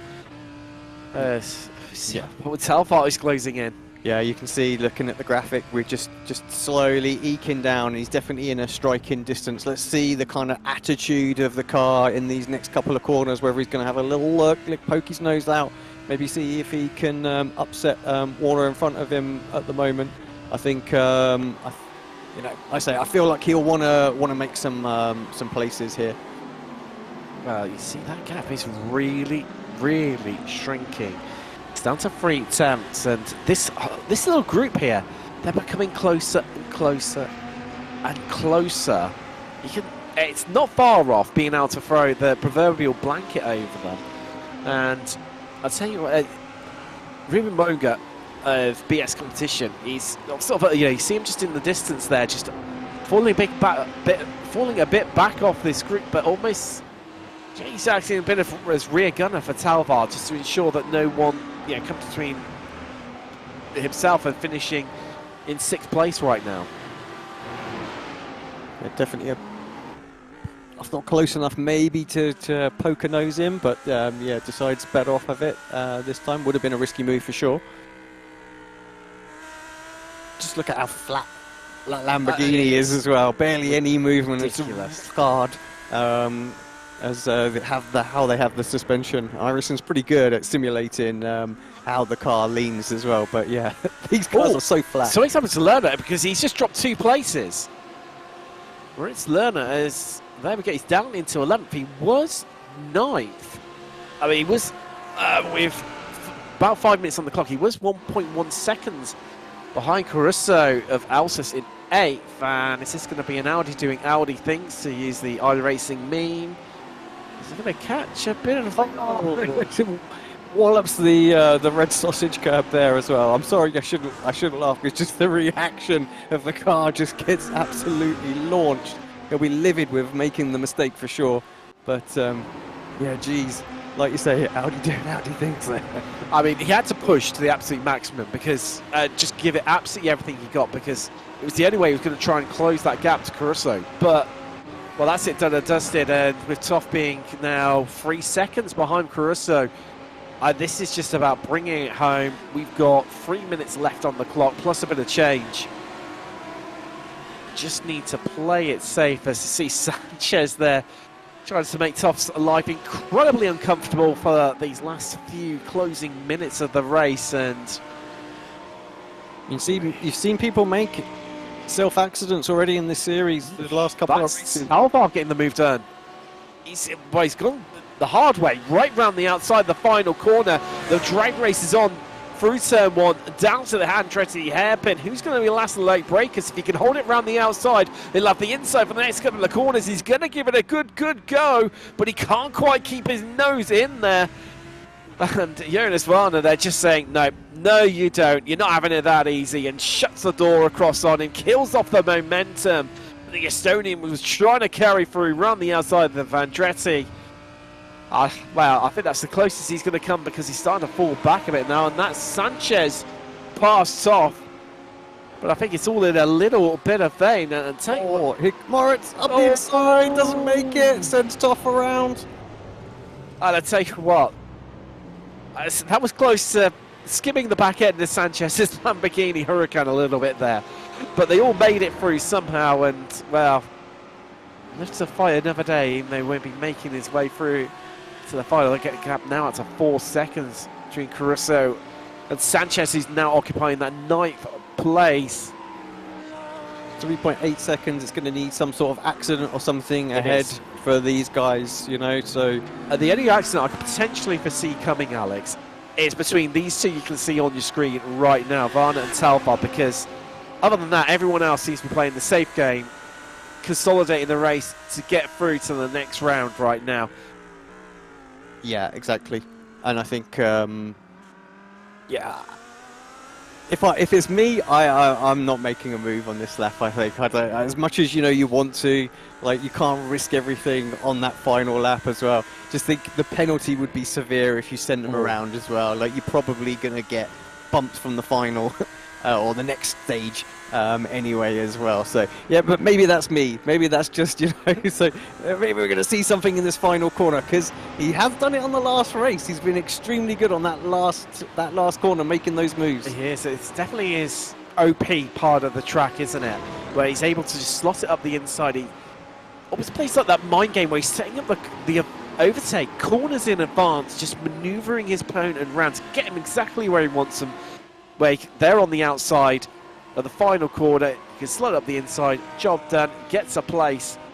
But talking of getting places, I tell you what, Williams Esports have been infallible. They've just been relentless.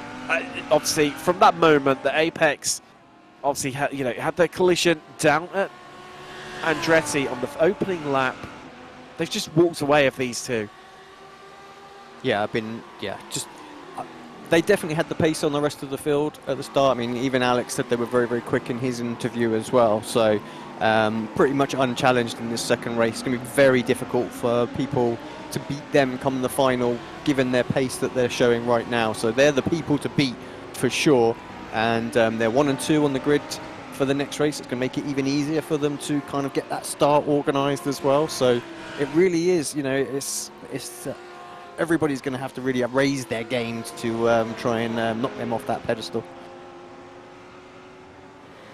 So we're into closing stage now. Final lap of the quarterfinals. Oh wow, going to end in a relatively quiet fashion by the looks of things. It's just heading through this course through for the final time. Oh, it was Pastor for Williams Esports took the victory in the first race. The quarterfinal is going to go to his teammate, the Spaniard Daniel Lafuente. He heads around the final corner for the final time. He's going to take the victory with a flash of the lights and a weave across the line. Congratulations to him. Pastor second, LaRouge in third. Making a 1-2-3 for Lamborghini. Wonder what the iRacing BAP is looking like right now.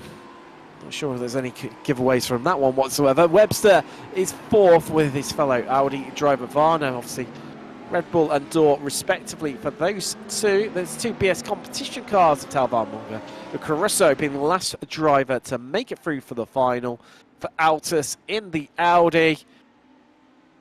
Well, good recovery from Sanchez. I suppose that's something to take from it, but even so, himself and Half are going to be frustrated by it. I mean, Dane Warren, another one, he was caught up in it as well. He dropped 5 places, and that means there's not going to be a Coando cut. Well, no Coanda, no Apex in the final. But well, not even close to the final, not even in the semi-final, Alex. I know. I mean, to be fair, that just goes to show the strength of depth that's on the grid right now as well. You know, extremely. That mistake from Lerner as well. That means that there is. Oh no, apologies. No, there's. I've got Jonas Varna as well. Obviously, I was going to say there's no Door Esports either, but no, it's no Arnage for definite. Tough. That mistake definitely cost him dearly after making it progress at the start. But what we'll do is we'll just head to a quick break now, and we'll be back in the studio to go over all the action and drama from race 2 this evening for the quarterfinal.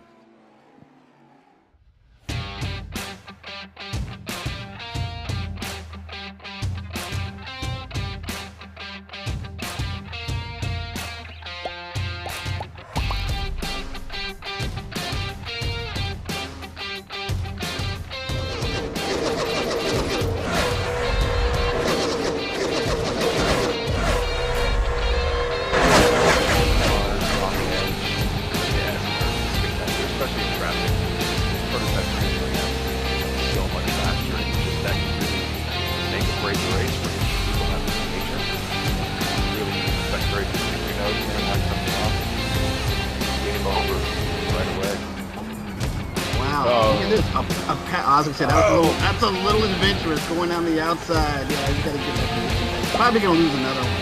Yeah. That was a very brave move. Well, that move right up. Yeah, I mean, those guys were going at it, and the blocking that was going on up there from first place there. We're gonna get a replay of it. Yeah, Darty right to the inside as we get a replay here, coming through turn 9, and he throws the block on him.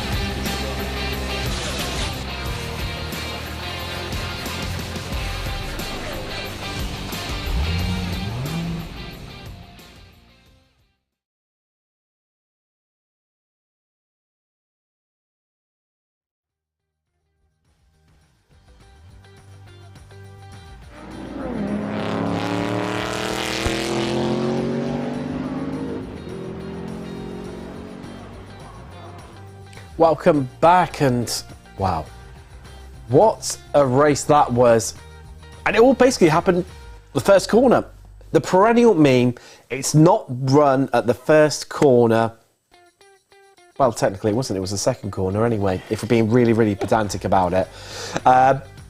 Yeah, it just all fell apart, and some big losers, so equally some big winners out of that too, Alex. Yeah, as I say, you can't win it, but you can certainly lose it, and I think that's what we saw there. Obviously, a few cars that I think we thought were probably going to try and make it to the final. Certainly, I would have hoped that we're going to make it to the final, but yeah, dashed there as well. So yeah, came down to what we said. You know, making sure you get a good start, teams working together to make sure they get off that line as quickly as possible. Hopefully I didn't give them any tips. I'm sure they would. I think they pretty much did exactly what you said. There was clear that coordination between two Williams guys. There's, right, okay, I'm going now.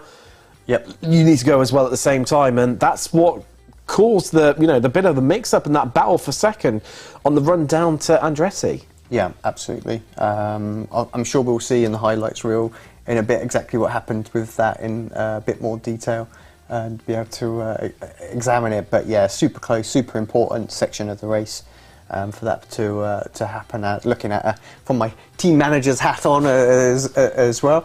But yeah, a few innocent sort of parties that got involved in that as well will be a little bit gutted too, I'm sure. But yeah, it was interesting to see drivers obviously still pushing on to try and get back as well. What we have to remember about the way the points are, there's only 1 point per place. Exactly. Through that. So just because the drivers are here, they're not out of it yet. We only are 3 races to get to the final, but pushing back on, trying to recover as many points is still important, and I think that's why we saw like Sanchez push back up. But of course, if you've got a nice solid first race of the season, like the Williams guys are looking really strong, I don't want to curse them too much. You know, they can carry that momentum through and into the next round. But yeah, I tell you, it's looking pretty tasty come this final. I think this next race is definitely going to be a bit more spicy, I'm sure, because people have got to make those moves to get into the top 4 now, and there definitely looks like there's people from behind that are capable of making those places up as well. And I think some of the defensive driving will be a little bit more aggressive as well, because they won't want to let it go. So maybe we'll see bigger gaps and more fiercer battles out there for the next one. But definitely, yeah, we'll talk a bit more in depth about that in the moment. Let's just take you through your confirmed race results from the quarter finals with Fuente. taking the victory over his teammate Pastor. Obviously, dominant display from Williams Esports there. Labrie in third, Webster fourth. A good result for the Red Bull driver there, with Varna, Talvar, Mbonga and Caruso being the top 8 that make it through. As Alex just mentioned there, Alejandro Sanchez doing well after that turn 1 incident, recover all the way back up to 9th. Lerner, that mistake late on cost him dearly, dropping a few places there into 10th. Dane Warren, he got caught up in turn 1 action, so that's why he's still all the way down in 11th. Barneval 12th, then half Toff. Collins and Iglesias, who retired this car, he was definitely one of the ones who got caught up in that opening action. Let's take a little look at some of the key moments and highlights from the quarter-finals, and well, it was all go right from the off, as we saw in the live pictures. That race down to turn 1 and that coordination, you can see it here. You know, everyone having a good old weave of the tyres, trying to get as much heat into them as possible. And then there, you can tell that there's that moment where Pastor just yelled to his teammate, "I'm going." Off he went and dragged Lafuente along with him. Yeah, Sanchez tried to squeeze to stop the move coming in, and we'll see in the braking zones. Like, I think you said maybe in the air, maybe there was, I don't know, it's hard to say. They all just sort of condense into 3, don't half they? Had dropped. I didn't quite spot that in the initial live pictures, but half had lost a couple of places on the run down to. I think he lost it. It almost looks like he lost it first there as well. So yeah, maybe the stewards will be looking at that as well. So interesting. This is Raynar here, just having a bit of a look up the inside, and well, move done. And I tell you what, he's looking very strong. He is, isn't he? For moves, if he can make it through into the final, I feel like the Williams guys got their hands full trying to hold on to that. He's definitely made the most overtakes today. Yeah, without doubt. Under racing conditions, as this is Dane's crash here, and well, not happy through that corner whatsoever, especially when you take a big chunk of the sausage curb, Alex. I think he did. I mean, yes, he clobbered it well and truly. I think he did well not to get too much damage off of the car, though, so that he was able to get it back and in there. So this is Bryn Collins. There you go. Look, just doing exactly the same thing. Yeah. Unfortunately, didn't run out wide and actually just lost the back end and nerfed the tyre wall there. So obviously a tricky corner, and Toff running a little bit wide. Same corner. Same sort of problem. You see, it seems to be the most troublesome corner on the track for the drivers right now, doesn't it, Alex? And you did mention it in the build-up as well. A lot of people either running wide, it's just where they're pushing so hard, or do you think it's maybe a little bit of a lack of understanding with the new tyre model? The line is so tight to that sausage curb, as we just see Moritz Lerner there just hitting a slightly different one in the Audi, which we saw live. And but yeah, you have to just, you've got millimetres worth of gap to get that line absolutely right, and I think that's what it is. These guys are absolutely world class, but just goes to show they can make the odd mistake as well. So this is Rainer Talvar here, just this way he had a good old look up the inside and got the move done, but just got caught out on the switchback really. Let's left that door open to allow the Audi to come back alongside. I think if it was the last lap, he'd have had the place. So, he would, yeah. So maybe the drag race, sort of testing it for later on in the race there. But yes, we'll keep an eye out for that move. But couldn't quite keep his nose in front and alongside, just to, because once you can see the corner, handers. yeah, exactly. I think the advantage always goes to the inside car there. You just get run out wide, I think, through Andretti. It's not so easy to hold it around the outside. So maybe just myself used to the much lower splits where you can get away with shenanigans like that of going around the outside. But seeing Sanchez applying the pressure to Tough late on and getting the move done in a bit of an unorthodox place, really. Don't tend to see too many overtaking moves done into what's effectively turn 4 officially. Yeah, I don't think we called that as a potential overtaking spot. No. And I think it caught Toff a little bit by surprise as well, like suddenly going for it. And Moritz having this is actually when they come together, but was sort of trying to capitalise on the fact that he was offline and things like that and was able to get a better run. But unfortunately, top off there. So I think both drivers not in a qualifying position, but I'm sure it'll still get looked at. I'm sure it will do, and well, this is your Victor here. Williams just so dominant, and wow. Can they continue on that sort of performance into the semi-final, Alex? Can they do it? I mean, they look strong. They look very strong. If you're a betting man, there's a wise place to put your money, isn't it? But Ready Salvar as well. I mean, I think, like I say, I think if Talvar had finished third in that race, like I think that would be an interesting bet to have them, because those guys won't want to hit each other or anything like that. So you're more susceptible to a lunge up the inside and things like that, because you're not going to do it too much on your teammate, and I think you take advantage of that. But he's coming back from sort of sixth, so he's got to get into the final first before we can do that. And no disrespect to any of the other drivers that were in there, but they just drove away from him. We're only 15 minutes, and they've pulled quite a comfortable lead as well. So I think, like we said in the last little break between races, it's all going to come down to that start. This time they've got both cars at the front, so they should have a nice gap going into sort of turn 1, turn 2.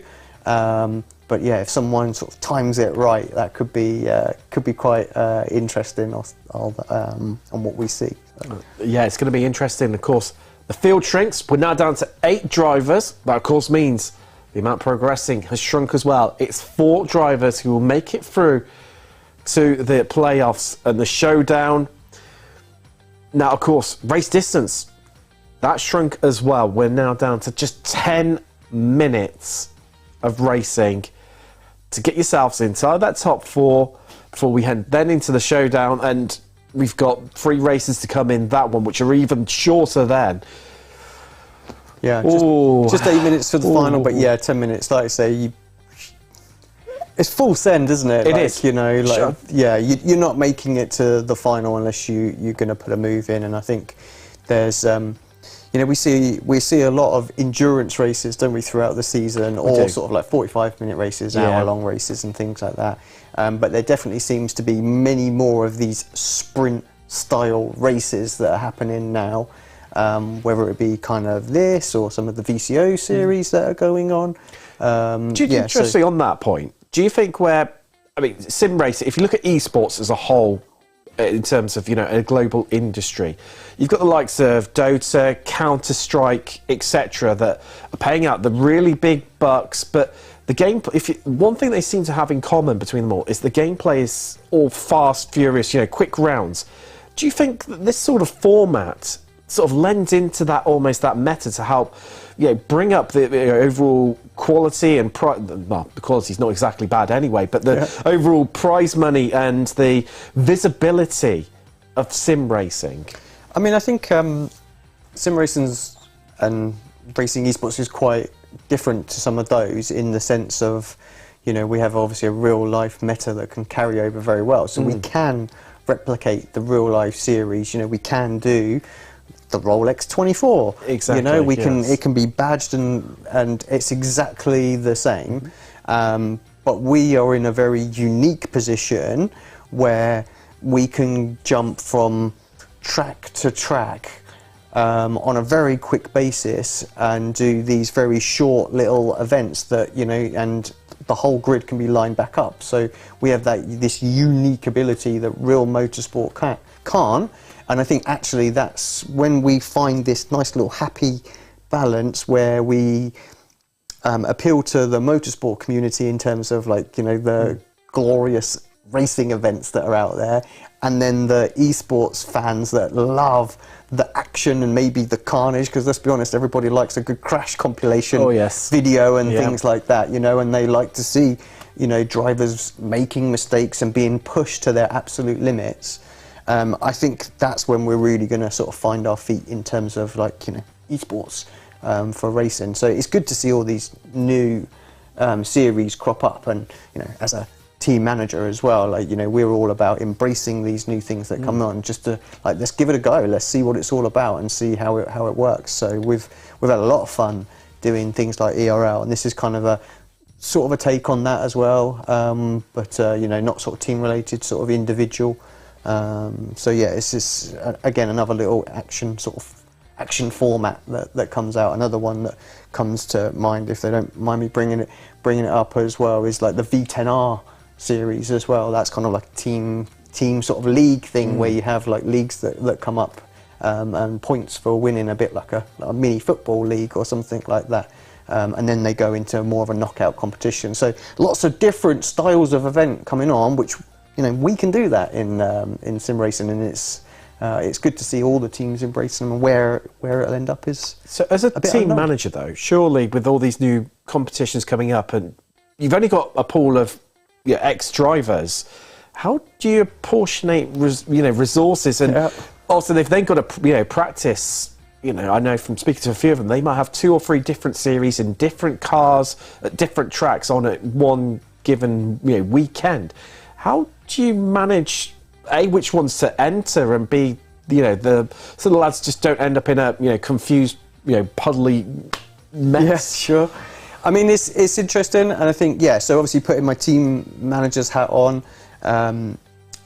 for Apex this year has all been about, perhaps the last 18 months all been about building strength of depth in our team. It become quite apparent that there was going to be a lot more series start to happen. 2021 was extremely busy, maybe related due to the pandemic, but 2022 soon become apparent that it was going to be very, very busy. So we have made sure that we've, recruited. We've got obviously the junior team coming through, so we can bring more people in, because you just need drivers available to focus on different areas and different cars, maybe even different sim platforms and things like that. So it becomes, if you've only got 4 or 5 drivers, it's very difficult to be extremely competitive in all of them, because they're having to do split duties. I mean, this year, Jamie's probably our most versatile driver, and he, 1 week, I think, did 4 races, or like 4 really competitive races on there. And, the final one, he was just out of it, but really couldn't put in the effort and the practice that he wants. And I think that's the thing is, so as a team manager, you're looking to recruit and build your team just larger to be able to cater for all these different competitions that crop up. And I actually think 2023 is going to be another level above what we've seen for 2022. I think we'll see more series, more multi-platform racing will go on as well, and there's going to be a lot of recruiting going on out there. So it could be an interesting silly season, which is pretty much, I would say, kicking off around about now, where contracts usually come up for renewal in this sort of December timeframe.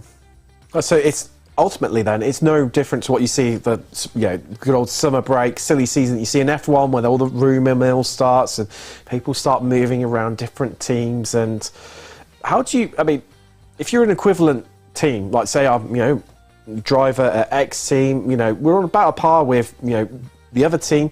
How do you sort of convince them to come and move across, or is it a bit tricky, or? Yeah, I mean, there's obviously many ways, I guess, to do it, and different incentive programs. Obviously, the sim world has moved on quite a bit in terms of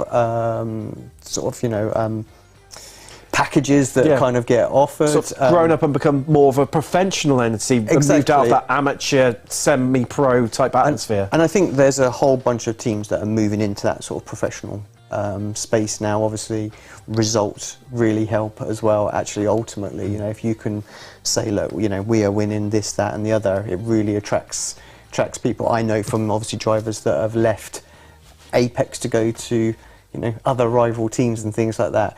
Mostly it comes down to the fact that they want to win world championships, and they're the teams that are kind of doing it now, and that's been our driving force to get there. Obviously, this year's been extremely successful for us, so it has actually been a little bit easier to recruit. Oh, there we go. Inside a bit of knowledge there from a team manager. But we're going to head to a quick break now. We'll be back on the other side, and we'll be live for the semi-final. Are you struggling for consistency in your sim racing? Does your iRating look like a roller coaster? If so, we have good news for you. The way to get more consistent is to first understand what you're doing differently than the professionals. And VRS is the answer. With our competitive subscription, you will have the telemetry, setups, tutorials, and everything else you need to fully analyze your driving. Our data packs and the ability to compare your driving with the best in the world will show you exactly where to adjust your inputs, change your driving line, and shave seconds off of your lap times. And our powerful and precise Direct Force Pro wheelbase and precision pedals are being used by some of the world's best drivers. All these champions agree that VRS hardware is not just the best on the market, it's also priced well below the competition. So if you're looking to upgrade to direct drive and the best pedals in sim racing, VRS is your answer. If you want to get better, get faster, and make it happen sooner rather than later, you owe it to yourself to find out why so many people are switching to VRS. You'll be so glad that you did. Visit www.virtualracingschool.com and learn why the best use VRS. Hello and welcome back. And well, it all just got a little bit more tenser, didn't it? So heading through, we've got now just a meager 8 drivers. That's what we've whittled it down. We started with 30, we're down to 8, and there's only 4 that are going to progress through to the showdown. Who is going to make it through? Who is going to be disappointed? Well, we're not far away from the green flag flying. I can tell you, with all the Porsches gone, it's going to be a Lamborghini or an Audi. It's going to be a 5-litre V10 that makes it through. And, well, that's you can tell the session's come to an end, can't you? Because it's the perennial meme. It's an interesting line. Stick it in the wall. There we go. Get ready. Get my racing mindset in now. Another advantage of esports over real motorsport. Yes. I might be screaming at my teammate, or my driver right now if that was Oh, yeah. A, there's no injury involved, and B, 0 cost as well involved in that one. But Pastor, for Williams Esports, just nipped in right at the depth of this warm-up session with the fastest lap. Is that mind games going on, Alex? I'm not sure, but I tell you what, the other man we've picked up this evening, Rainer Talvar, he's up there as well, and inclined close between himself and also, oh, you can see on screen right now, winner from the previous round, the Fuente. Oh, it's building itself up nicely to be an absolute epic semi-final here, Alex. And well, here's your grid. Of course, formed from the results from the quarterfinal. La Fuente and Pastor, the 2 Williams Esports cars on the front row, locking that one out. Then got LaBridge and Webster on the second row with Jonas Varner of Door Esports, joined by Rainer Talvar of BS Competition, with his teammate Ruben Bonga starting on the row behind row 4. Lines up alongside Jordan Caruso of Altus Esports. 8 cars, 10 minutes. 4 places up for grab in the final. Ooh, place your bets now, folks. Who's going to make it through? Prediction time, Alex. You're on the spot. Gut reaction. Yeah, I'm going to go with both the Williams guys making it through. I think Rainer will get it through, and I actually think that Cooper's going to make it through as well. I think now that we'll see some moves from Cooper in this one, that's for sure. Wow, not far to find out. The Porsche 911 safety car is into the pits. Around the final corner, they're going to hold them late. I think they are, but they're going now. And I tell you what, it's not quite the coordinated start we saw last time out for Williams Esports, as we are green and we are go here in the semi-final from the WeatherTech track of Laguna Seca. I tell you what, Pastor just shoved wide there, and he's losing time, and his elbows out. It's the BS Competition car. That's Rainer Talvar. It's just off, and wow, it's all gone wrong for Webster and Pastor. It was the 2 X-Pace cars in the previous round. This time, another 2 of our favourites, well, Alex's favourites, and the curse of the commentator is alive and well, because Webster and Pastor are down and out. They're well off the back of the field.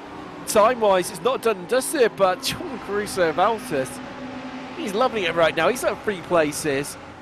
But there's only 4 places making it through, and these two know it, and I think this is going to be the battle that's going to reign on for quite a while, but they need to be careful because Rainer Telvar is catching them, and catching them quickly. We ride on board in the Audi of Caruso. Oh, he's so spin! He's gone! And Caruso's up into 4th, and Bonga's out. Now it's between himself and Telvar. Telvar's looking aggressive. He's all over the back of them, and there's not long left to go. He darts to the inside, and he's through. He's got the move done, and he shoves the Audi out wide. Well, I get the feeling that as much as we've got a top 4 after only 1 minute and 20 out of the 10, I get the feeling that the stewards might be looking at this one because it's been elbows out, it's been fierce, and we've only had 1 lap. Yeah, I need to see some replays, and I think the producers are going to have to give us slow motion highlights when we come to the end of this one, because we're going to need to study that exactly what happened. I can't believe how quickly that changed around there as well. But yeah, all of a sudden we've got essentially 1 from each of the teams that are going to go through as it stands right now. I mean, I feel like unless we have some self-spins or some infighting here, the 4 guys really should be able to sort of maintain. Yeah, so Williams, we've got R8G, we've got Door Esports, and we've got BS Plus Competition that are looking to progress at this point, and actually all looking pretty rapid. And I'll give perhaps Florian a bit of a done deal earlier on as well, because he really battled hard on that opening corner, which is what put Daniel under a lot of pressure into that. Like I say, we'll have to have a look, see if there was any contact or anything like that. I'm just not sure at this point. Well, you asked for it. Here comes the replay. The run down to turn 1. So there is Telvar. We can see him just loitering in the background. It was side-by-side action. And, well, you can see the car just out wide. And Telvar then comes in, taps the front end into...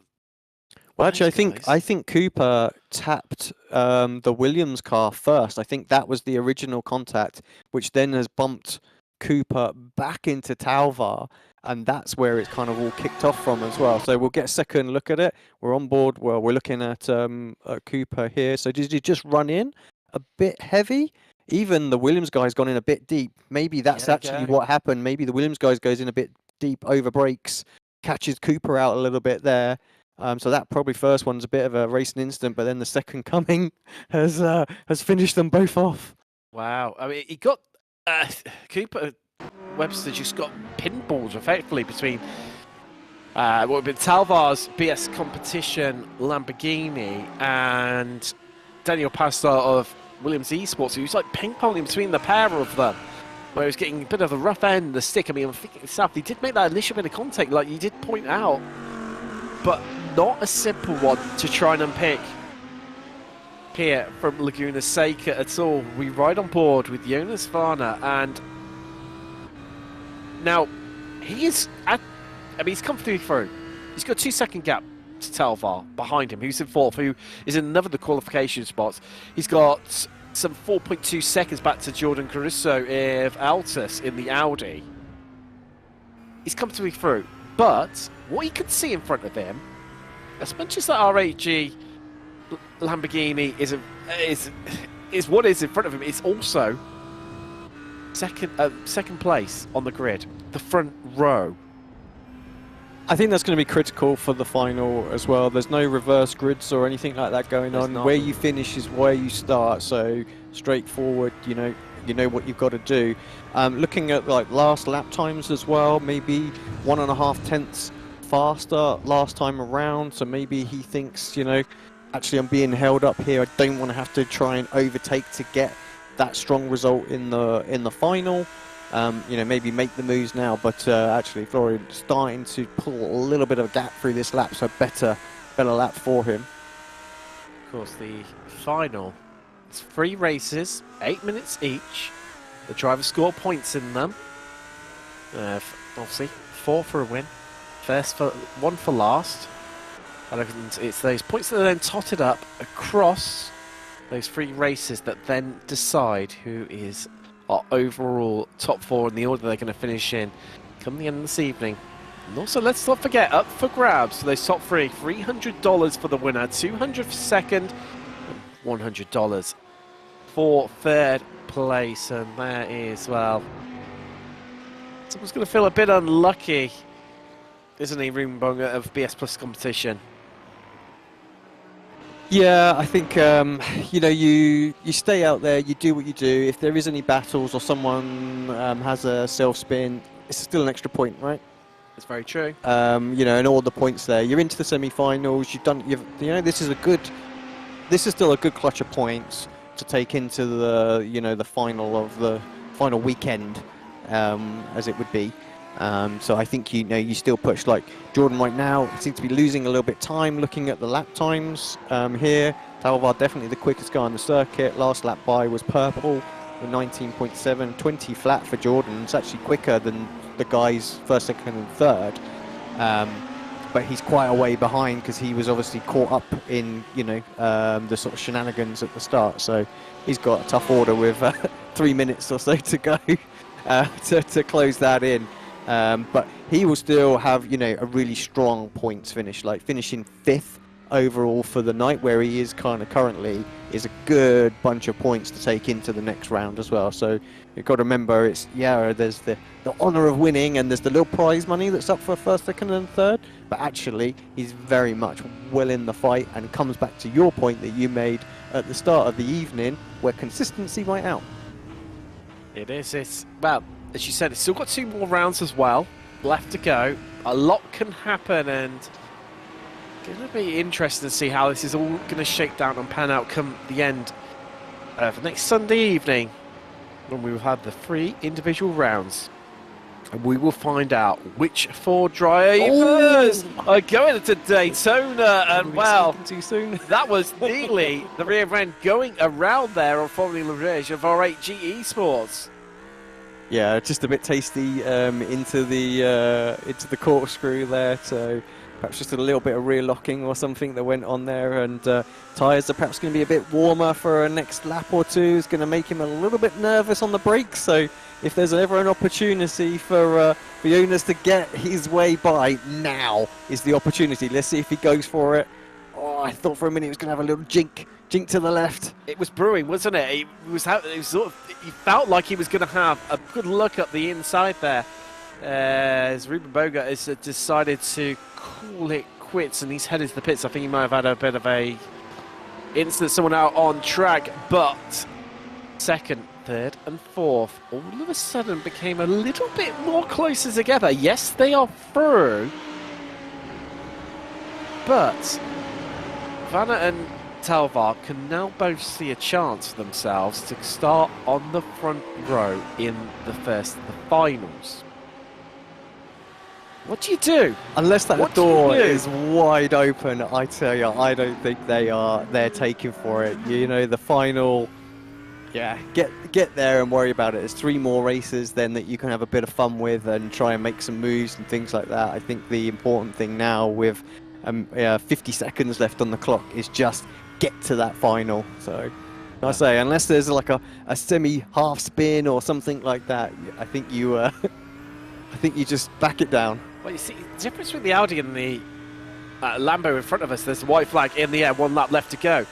That final corner, 2 very different lines. Varna just taking that much more of a sort of a more natural apex. Going to Labridge is almost like a late apex that we saw him take.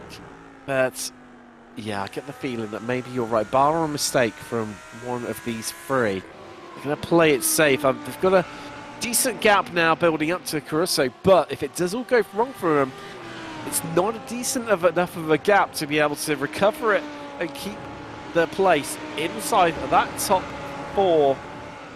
But wow, more drama in this stage of the proceedings. The previous round in the quarterfinals, we lost the 2 Apex drivers. This time out, in the semis, it's one of the Williams cars. It's Daniel Pastor who is going to be out. Alex's other prediction, Cooper Webster of Red Bull, he's out too. That's just bringing around through the final corner. Daniel Lafuente, that's now 2 wins on the bounce. He won the quarterfinal. He's going to win the semi-final. Win so important in the last race. It got him out of the trouble. Look at his teammate. You know, maybe his teammate had the advantage and let him have it. They seem to have that coordinated start like they did in the previous round, in the quarterfinals, though, Alex. And that's what just, you know, Pastor just ended up getting shoved to the outside. He was shoved offline, and then when people were, you know, coming on the inside, and then people coming on the inside of them, I think we had a free wide at one point.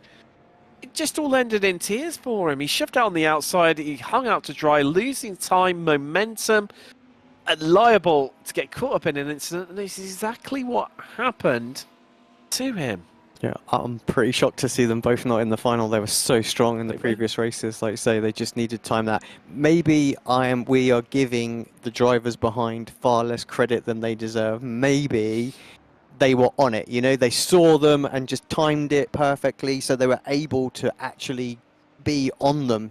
They know how critical the start is as well, so they're just itching at the bit, just, you know, and they just timed it just right. No one can see my hand gestures here at all, can they, Tim? But I'm going for it. You are going for it, left, right, and centre. But so we can see your hand gestures. I think the best bet is let's head into a break. We'll go back to the studios and we'll try and pick apart exactly what happened down at turn 1 for this break.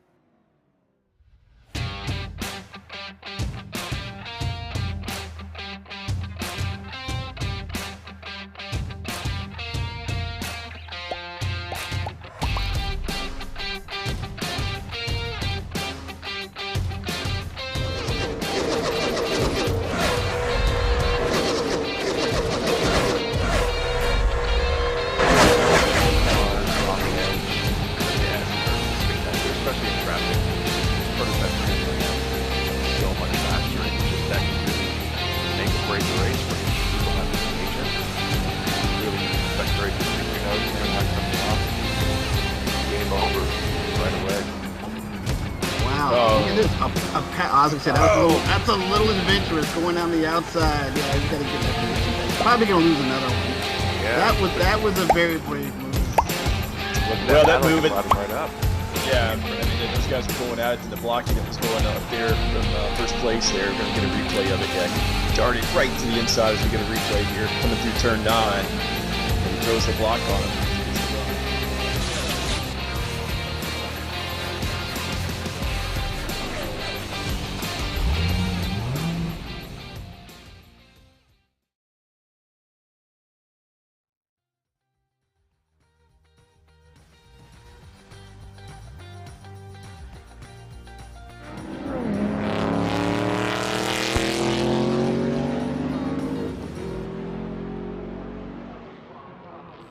Hello and welcome back.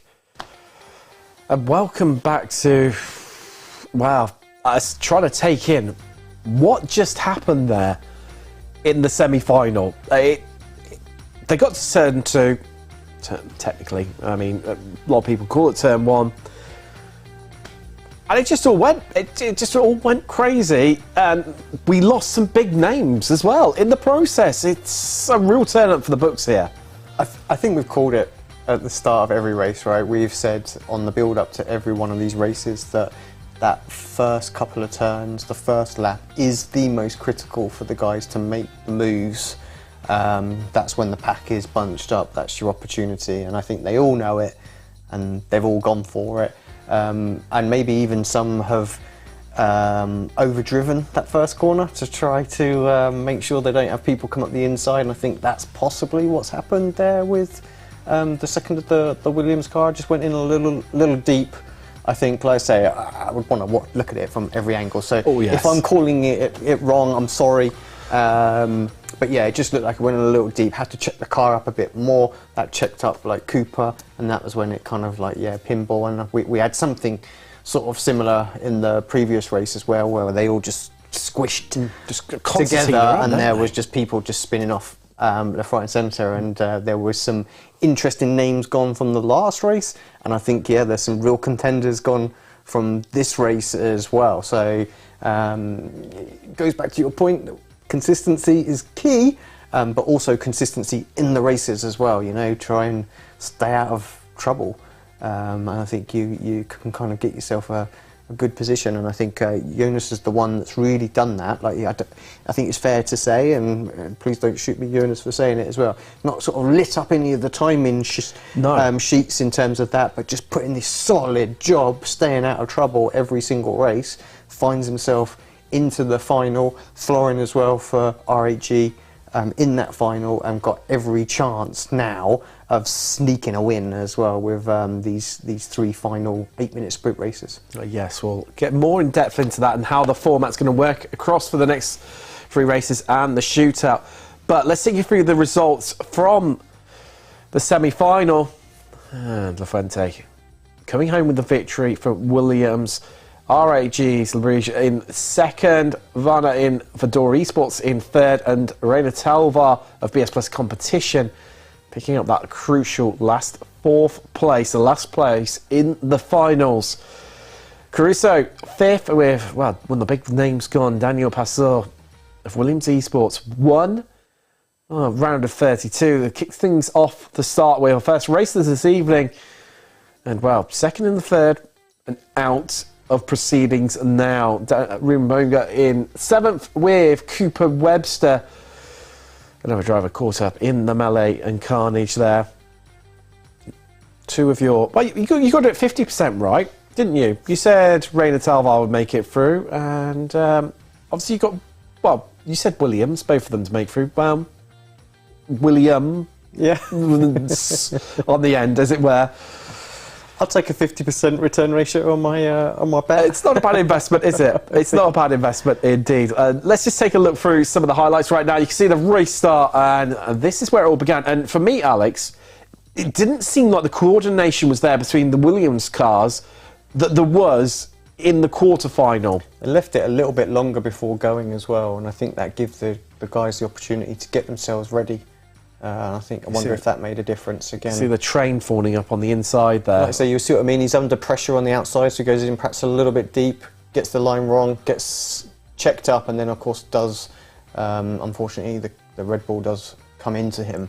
I think that's because he's just a bit heavy on the brakes to stop running off the circuit. Like I say, maybe I'm wrong on that, and he'll be shouting at me right now, but I feel like that's the case. So this is Ruben having his spin here. I mean, it looked all good, and then he just lost the rear end. I mean, there's a little bit of a bump there, isn't there, on the entrance into the corkscrews? It's like just what he's caught, and cold tyres. We saw Florian do something similar, so I imagine the cars always get light, right, going over that crest, and I wonder if that's just what happened, and maybe the Lambo is just a bit susceptible to it, and I know the guys like to run their brake bias quite far backwards. I wonder if it's just caught them out a little bit here. Just a bit of a lock of it. So this is Florian having a bit of a moment here. So yeah, we should see like when he starts to counter it.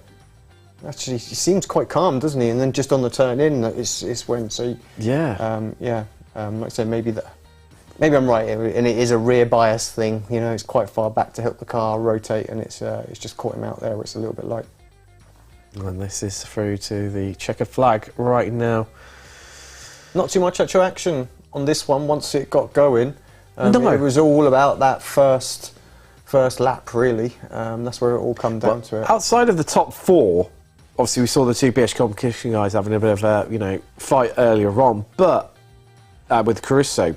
But obviously beyond that, I mean, realistically, the top 4 then were just clear, and we spoke about it a lot during the race. It was just almost like let's just get ourselves through to the final. We'll worry about it there, and we'll have a good scrap there.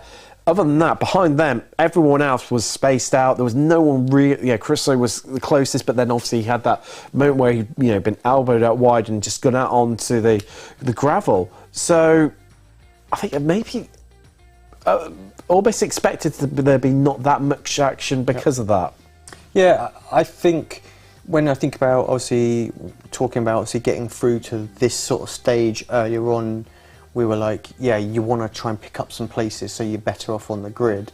And that kind of makes much more sense because it's a larger chunk that's getting eliminated. But into the finals, it's the top 4, right? You're on row 2. You've got every opportunity to get to the front. Like, these guys are all extremely quick, extremely competitive, all know how to do a move or two, and you know, like 3 cars, I feel like anyone feels like they've got a shot from 4th of taking a win. It's a slight advantage there as well from 4th. As much as yes, you are starting last, because there's only 3 other cars to worry about, you can see everything that's happening in front of you and react to it. Yep. I mean, does that play a part of it, do you think? As if it was, you know, if it's one of your guys right now, you know, you're giving a bit of a last-minute advice, how would you advise them to play this one? Starting from 4th, or do you think it's just react, whatever happens, happens, go for it? I don't think I'm telling them to worry about the first corner or anything like that. I think my general is like, you know, if you see a gap, you go for it. I think that's kind of where it is. They're in the final. They've locked their positions in. It is what it is now. You know, we now know from sort of 5th down in terms of today's results who that's going to be, subject to obviously any stewards' decisions that might crop up. But these guys are guaranteed 1st, 2nd, 3rd, or 4th. I mean, yes, okay. There's a little bit of prize money on the up for grabs, so maybe that kind of changes his mindset a little bit. But I think when you're talking about the bigger picture and the championship and things like that, they have nothing to lose at this point. They're into that, so they can afford to go for it, and you can afford to be aggressive. I think in this final. So yeah, I think just to take you through the proceedings for the shootout final that we're having, 3 races. Points occurred during that race, with obviously 4 points going to the winner, 3 to 2nd, 2 points to 3rd place, and 1 for whoever finishes 4th. Then obviously next race, same points. Once the points are tossed up across 3 races, we will then have our top 4 officially in the correct order of who's going to walk away with. Well, one of the other 4 is going to walk away empty-handed, effectively with no prize money. Yep. But 3 of them are going to, you know, be a little bit happier and maybe feel that it's not a too bad evening's work really for them. You know, even at 3rd with $100 in your back pocket. Yeah, exactly. I mean, the podium prize money is a nice little cherry on top for a job well done for today. But I think actually all 4 will be quite happy that they're into the final at this point and getting the points on the board. Nice start to the season. Got 2 more rounds to follow, and you know the larger prize pool is still well within their reach. You know, they've got better opportunity than anybody else have to have a nice trip to Florida and Daytona. I suppose as well, you know, looking forward to next weekend's festivities, where we've got round 2 on the Saturday, round 3 on the Sunday. It almost, you know, it puts you in a really good, you know, starting place, doesn't it? But you know, they've already amassed a decent amount of points in the championship, so it's almost, you know, it's much easier than maybe some of them that have fallen by the wayside that we've seen in, you know, in the quarter-final and the semi-final, now that have got work to do to try and make up that ground to, come the end of next Sunday night, be inside that top 4 and book your slot on the plane to Daytona and be in that grand final. I think one of the interesting things, obviously, because we are so close to the build change that we've just had, obviously there's a lot of experimenting going on in terms of knowing whether they've got the right car for the BOP. Obviously, they're all locked in now for the rest of the competition, so those that are in the Lambo are in the Lambo, those that are in the Audi are in the Audi, so they haven't got to spend this time now working on figuring out the best setups or anything like that across the cars. They can just focus on the one car that they've got. So I wonder if actually that will mix things up a little bit for the next round, and we may see some guys that perhaps are a bit stronger with, you know, adapting setups quite quickly on the fly. Maybe they will get a little bit further up. It could, like I say, it could just mix the order up a little bit, which is again another reason why the 4 guys now are going to feel particularly happy that they've got off to a really, really strong start in this competition.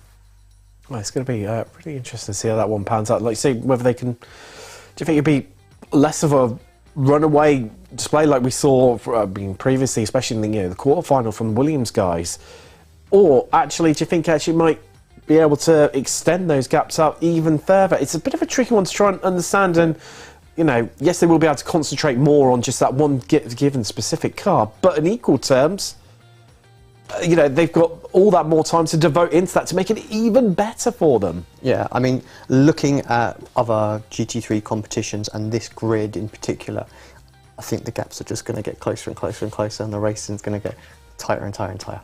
Well, I think that's a good time to find out, as we're just going to head to a quick break now. We'll be on the other side for the shootouts. Who's going to walk away with prize money? Who's going to lose out? Who's going to be our overall winner from round one? Not long to find out. We'll see you on the other side, where we'll be live trackside.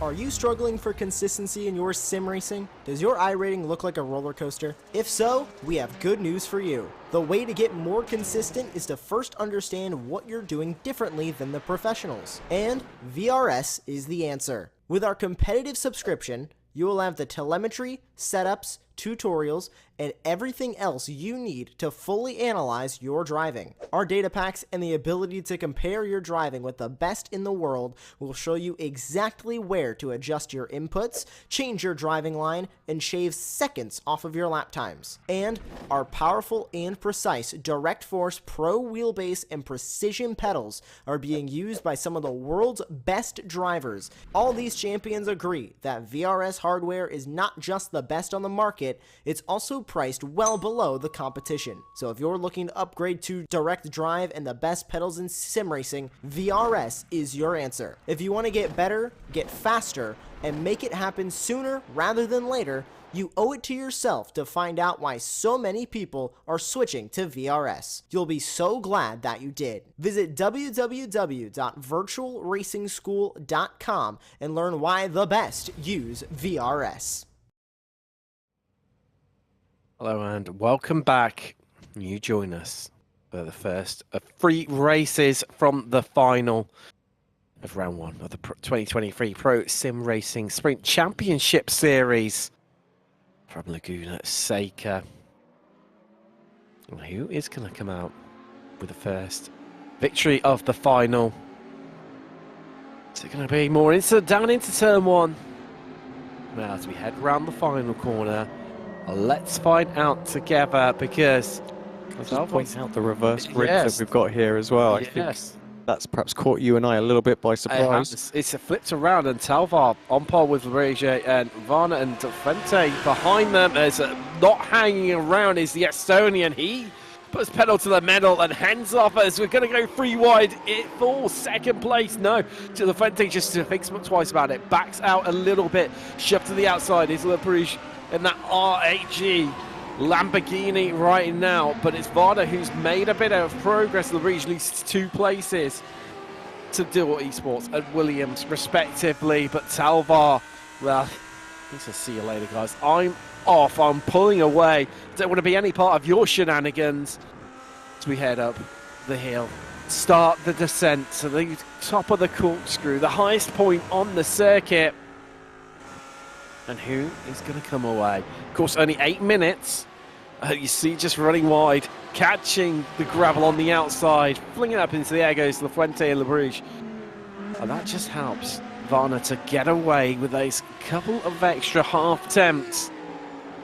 And pull in Talvar ever so slightly, but does he? Because I tell you what, Raider Talvar of BS Plus competition is looking on fire right now, and you can see just how hard everyone else is having to push right behind them, can't you, Alex? Because the amount of dust that's being kicked off where they're running ever so slightly wide, all of them have done it at one stage or another. Yeah, absolutely. Talvar looking very, very strong at the front, nice and clean, all those lines absolutely on point. But yeah, there's some power slides going on behind, a little bit of dust getting kicked up here, there and everywhere, so they're going for it. I mean, we're really going to see the reverse grid. Yeah, I'm sorry, we should have caught that.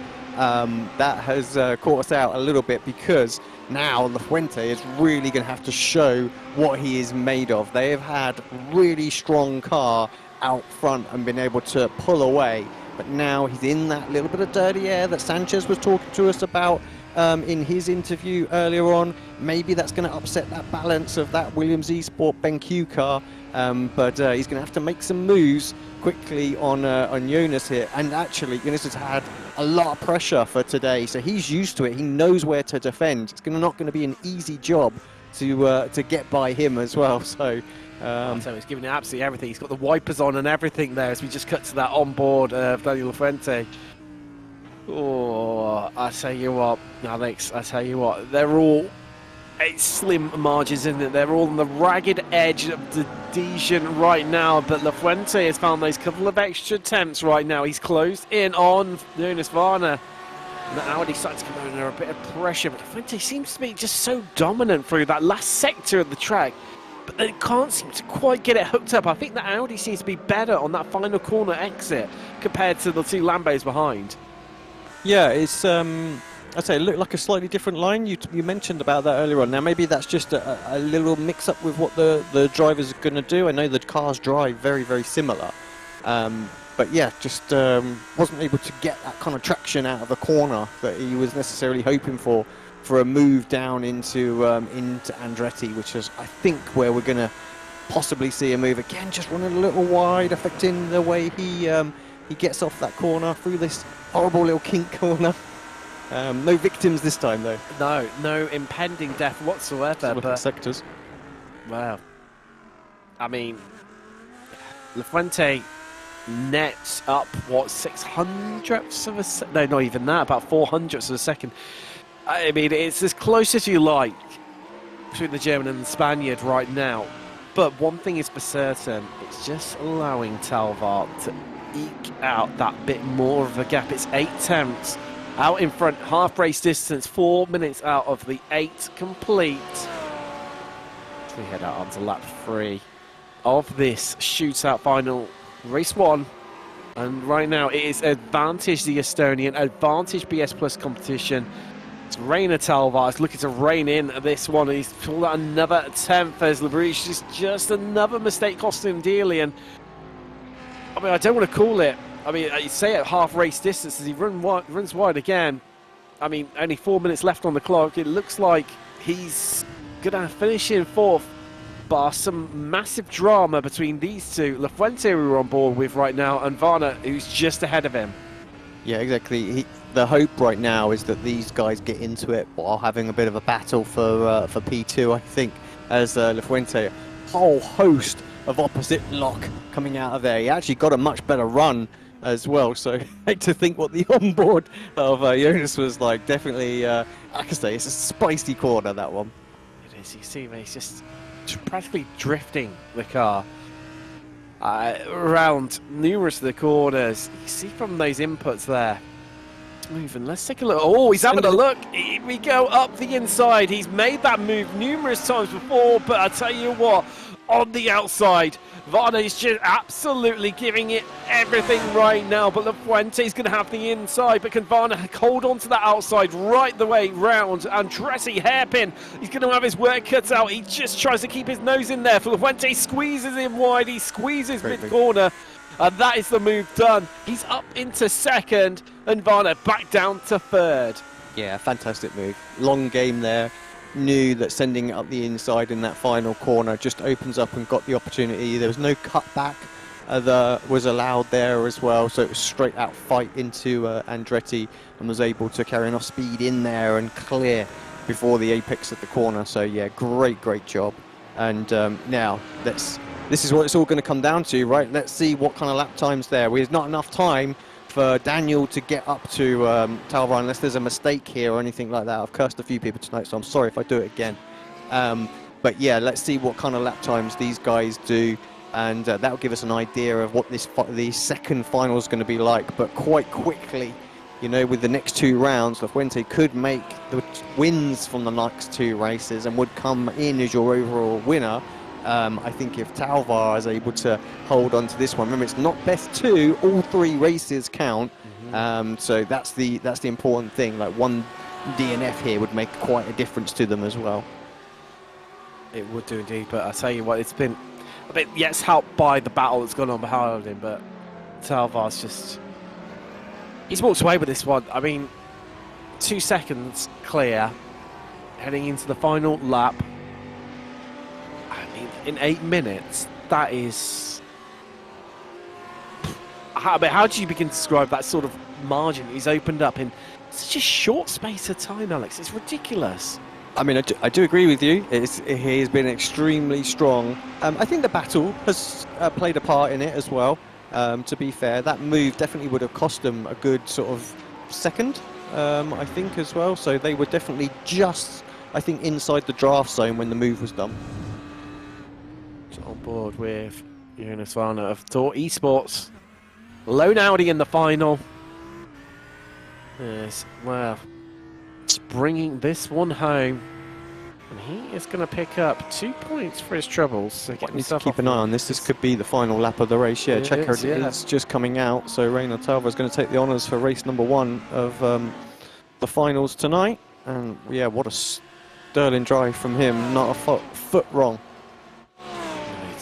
It all came down to that start. I know we spoke about the starts numerous times, but he absolutely aced it. And well, everyone else behind were just, left. As soon as you could see that they were fighting with one another, it just meant that it made it all the more easier for him, and he could pull out a lead, and he just grew it and grew it and grew it. As here are your official results. Talva taking the victory with La Fuente finishing second. Varna, he was third, and Labriche finishes in 4th. So now this is where it starts to get a bit trickier from this point onwards for us as commentator, trying to keep you up to date with what's happening out on track and how it's evolving in terms of the points. Of course, 4 points for the victory, 3 for second, 2 points for third, and 1 for finishing 4th. I like your little. I've got a little. We've got this. We're really technical here. We've got post-it note. We have just scribbled on it. We have. But pro commentary is the height of technical sophistication. It's old school pen and paper here. None of this digital revolution that we've had to try and keep on top of things, so we know exactly where everyone is at and what the points are.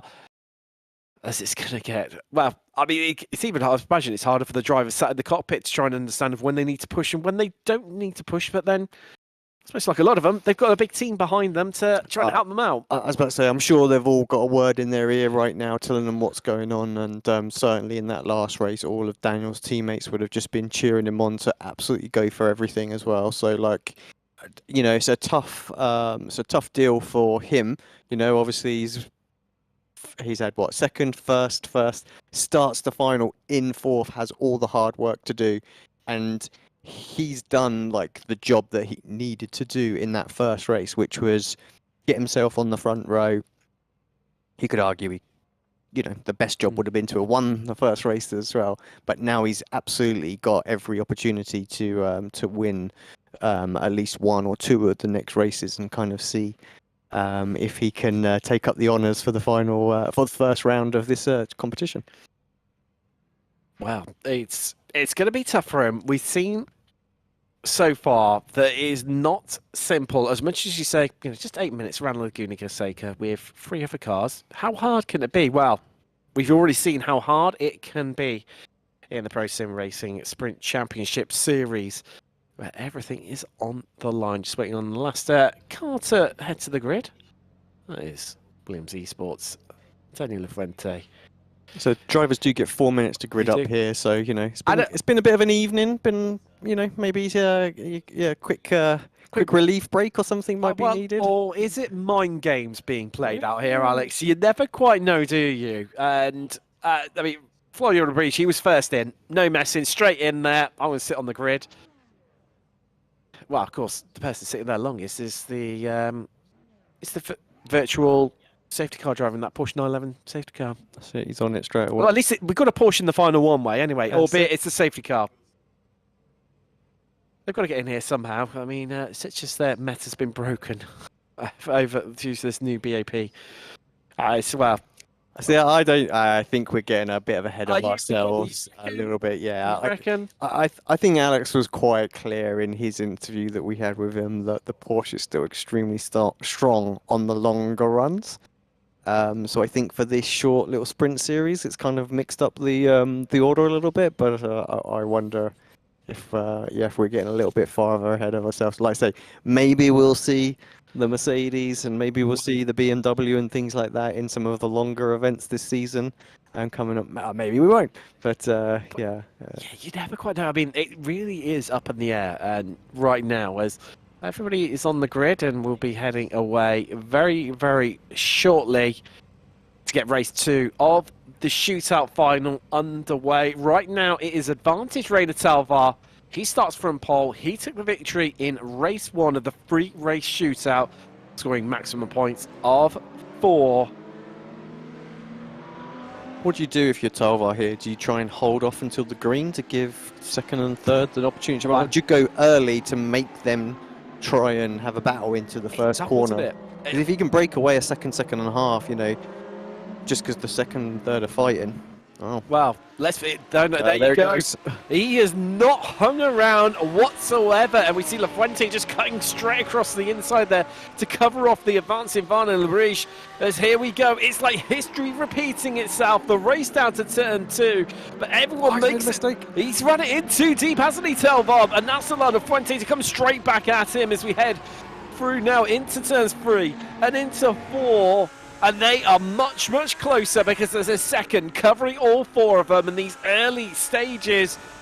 As, wow, Talvar kicks up a bit of dust there. He's pushing. He knows it's not as comfortable as it was last time around, and he's going to have a real fight on his hands because Lafuente, the Spaniard, is looming large in his mirrors. He's waiting. He's ready to pounce.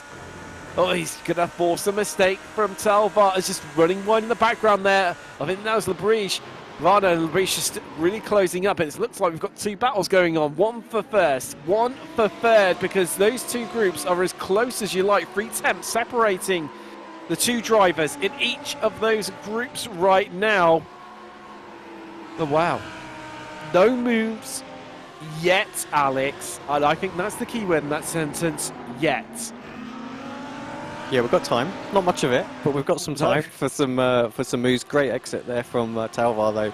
That's what he's going to focus on, I think, all this time. That seems to be like you know, his strongest corner. He's able to make a lot of moves, and that's going to be important in terms of defending down into Andretti here as well. So this is what we wanted, right? I think this was the battle that we were calling pretty early on in the commentary for this one. Was that these 2? Well, I think Talvar or one of the Williams guys are going to have a great battle, and yeah, let's see it now. Well, as things stand at the moment, the quarter race distance complete, which sounds a bit crazy saying that after 2 minutes out of 8. It's just 2 minutes of racing. It really is advantage Talvar. Maximum points. I tell you what, Lafuente as well. He looked a bit wide as well there, Alex, and well, that's allowed Talvar just to open up that extra couple of attempts and that bit of breathing space that he may have just wanted so dearly and really needed. And there we go. So it's nearly 7 attempts already. Yeah, you know, he's pushing, full push. If there's a corner that's going to give you a bit of dirty air push, I think that little kink is one of them. Maybe that is what we're seeing. Let's see if he can get that back in and under sort of half a second. I think that's going to be critical, whether or not we're going to see a move. If it stays around about this sort of 6-7 tenths of a second, then it's looking extremely strong for Rainer. He just needs to do what he's done again in this race in the final round. That's the thing. It's not over and done with yet. If he ends up 4th on the next one and Lafuente finishes 2nd, I think he might pick it up on points. Like I say, no calculator in hand. No, it's. I mean, it's as the perennial meme is. It is not over until the checker flag flies. Right now, Fuente is catching ever so slightly Talvar. That gap it's about half a tenth closer than what it was at time last lap, and he's pushing, and he's pushing hard. There he goes, got it into that half a second mark, and up the hill he seems to be much quicker than the Estonian, but then Talvar's much quicker coming out of the final corner compared to Lafuente. It's ebbing and flowing between these 2 drivers, but you can tell that one's stronger at one part of the track compared to the other, and you see Lafuente needs it quite late to move it across to the right-hand side of the track. He seems to do it in one movement, whereas Talvar, it's just a gradual progression across the track coming out of 10 and the run down to 11. Rain has been very strong all meeting in this final sector, and I think that's, yeah, that is going to be really key because, like I said, I already said just a lap ago, that's going to help him to defend down and into Andretti. But like you say, Daniel very, very strong in that first couple of sectors, able to close in. So if he can just nail that last sector, it might open up an opportunity for him for a surprise move somewhere. Like you say, we saw Sanchez go for that move in sort of like turn 4. You know, maybe some sort of surprise attack might do it. Wow. We're just over half race distance. It's coming up to 5 minutes complete out of the 8. Talvart leads from the Fuente. Little twitch. Yeah, another little twitch there from Daniel as well. So it didn't seem to cost him too much. So you know he's full attack and not lifting or anything like that. So again, through corkscrew, brought it down just under half a second. But yeah, good exit from Talvar on that BS Plus Lamborghini. Equally, the Fuente, he's keeping that gap constant. He's not making Talvar's life easy or comfortable. I know he's not right on his bumper, Alex, but Talvar just cannot shake him. That gap at 0.6 has remained constant. And if anything, the Fuente, you can start, especially through the first half of the lap, he closes up and gets it to within half a second. Yeah, I think we've said all meeting long that these guys were going to be extremely close on pace, and we wanted to see this in the final, and we've kind of got it. You know, which I'm grateful for. I think again, look at the sector times. There's just 0.002 of a second between them on like the lap 4 there for the lap times. That's just crazy. I mean, a blink of an eye is about 0.3 of a second to give you some contrast of how close that is. Yeah, that's insane. Oh, well, that's going to open up the gap, isn't it? Fuente running wide there, coming out of 6 up the Ray House straight. And that could be just the gap that Talvar needs as, well, Vada and Labriche is just falling back now. It's not looking good for those two. And as things stand at the moment, this means that both Lafrige and Varna it's going to be close, but they're pretty much out of the running now, especially Labriche, because he's going to finish on 2 points. I mean, even with the mammoth result, and winning the third shootout, it's going to put him on 6, while Talvar, as things stand at the moment, will all be on 8. So Lafuente will be on 6 himself. So yeah, it's not looking good for the Frenchman right now of R8G. Yeah, might be able to get third and an extra point, depending on kind of what happens as well. So you know, still worth pushing. And I think this is worth saying as well, as we might be on to white flag lap here as well.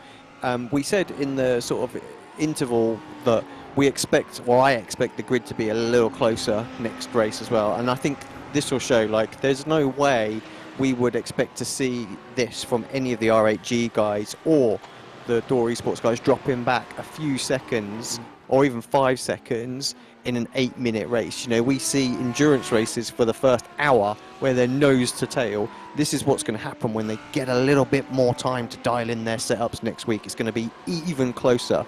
Yeah, pretty sure we're going to see the checkered flag as it comes around the final corner here. Indeed. Amazing job from Talvar here, race number 1 and race number 2. It is, and he's going to take, well, that's 2 wins from 2 in the shootout. He's on the maximum 8 points so far. Well, with them all finishing as they started. Lafuente comes home in 2nd, Varna in 3rd, and Labriche rounding out the 4-car grid. Now let's keep you up to date. So that puts Talvar on 8 points. Fuente, he is on 6. Varna on 4. And Labriche on just the 2. Well, there's a few drivers that, I mean, for Talvar now, he can play it a bit safe. He can afford to lose a place or 2 to certainly Lafuente. I mean, we'll have to also check what the rules are on the count back and things like that. If he drops a couple of places back and well, that's the only thing. Wins, so yes, we may need to get the rules document up if it comes down to it. We'll be getting deep into that when if it gets a bit more complicated. And of course, Stuart's still looking obviously at certain bits, but should affect things here in the final. As well, just waiting for the drivers to head to the grid for the last race of today from the Pro Sim Racing Sprint Championship Series, round 1 from WeatherTech Laguna Seca.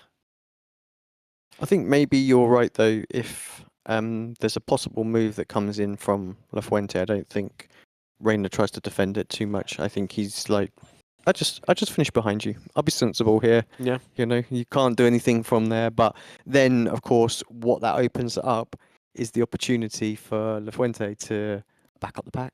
And that's what you've got to do, right? You've got to do everything possible in your power. You slow that car down as much as possible. You try and bring back in, you know, R8G and Door Esports drivers to try and make that move and see if they can sneak a place or two. So if La Fuente wins this one, Alex, that will put him on 10 points in the shootout. Talvar has to finish last for La Fuente to win it outright. If he finishes in 3rd, that will put him on equal points with Talvar, and that's where it gets a bit interesting. But so thankfully for Talvar, just second or first, that will do it for him, and he will secure the victory and be $300 richer to his name and starts the season in the best possible manner.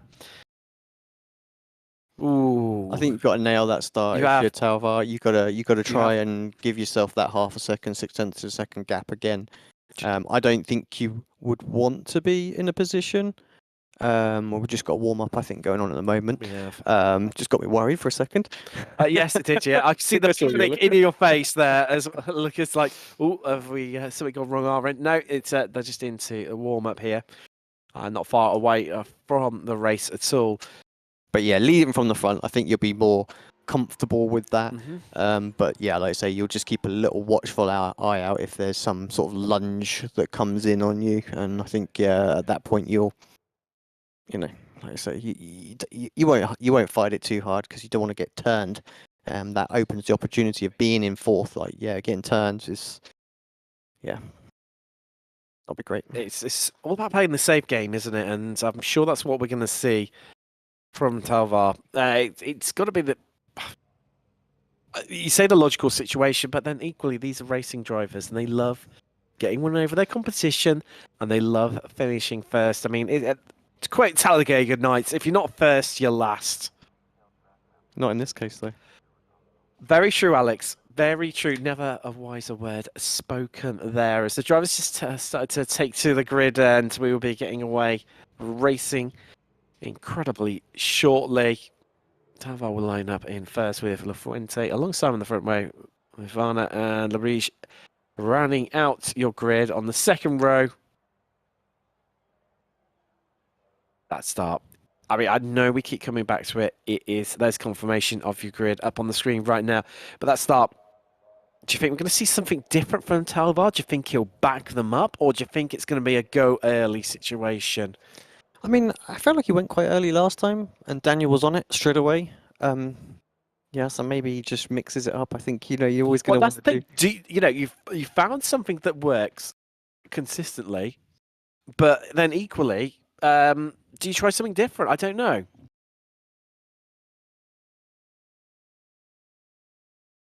Hold on. Now. Okay.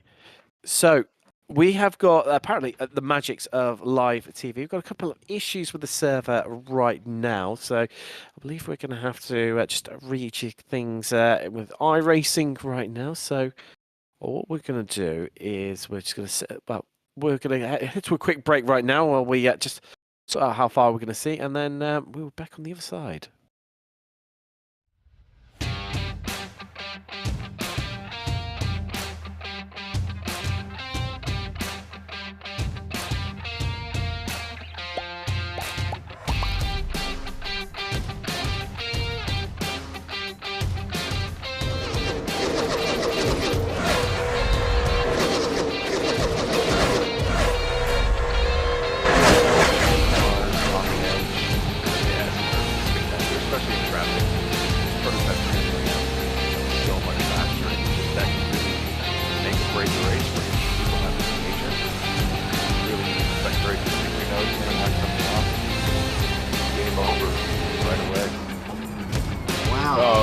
Ozzy said that's a little adventurous going down the outside. Yeah, you gotta get that position back. Probably gonna lose another one. Yeah. That was a very brave move. Well, that move, right up. yeah, I mean, those guys were going at it, and the blocking that was going up there from first place there. We're going to get a replay of it. Yeah, darted right to the inside as we get a replay here. Coming through turn 9, and he throws the block on him.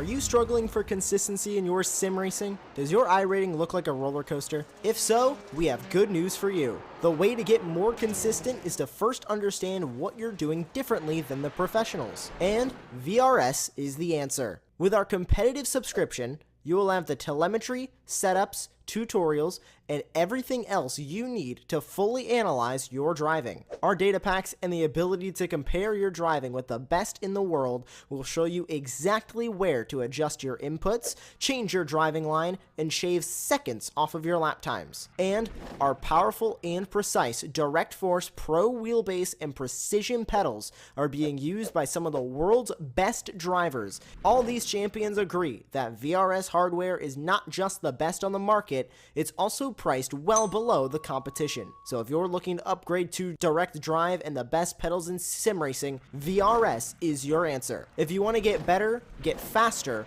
and make it happen sooner rather than later, you owe it to yourself to find out why so many people are switching to VRS. You'll be so glad that you did. Visit www.virtualracingschool.com and learn why the best use VRS.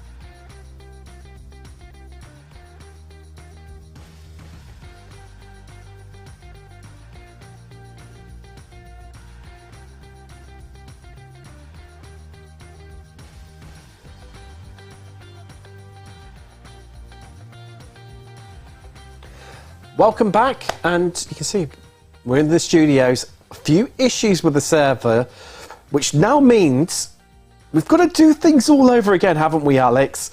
The slate's wiped clean, due to gridding issues, which you may have spotted, Eagle Eye viewers, and definitely caught us unawares in the commentary box. So you got a reverse grid in the first of the shootout races. Yeah. That's reset. I was going to say, it shouldn't have been a reverse grid. It should have been as we were calling it, and Daniel should have been on pole. So yeah, it has kind of mixed everything up. So obviously they had some quick discussions, I think, with team managers and things like that going on through the first couple of races. And in the end, the guys have decided that actually it will affect the results considerably.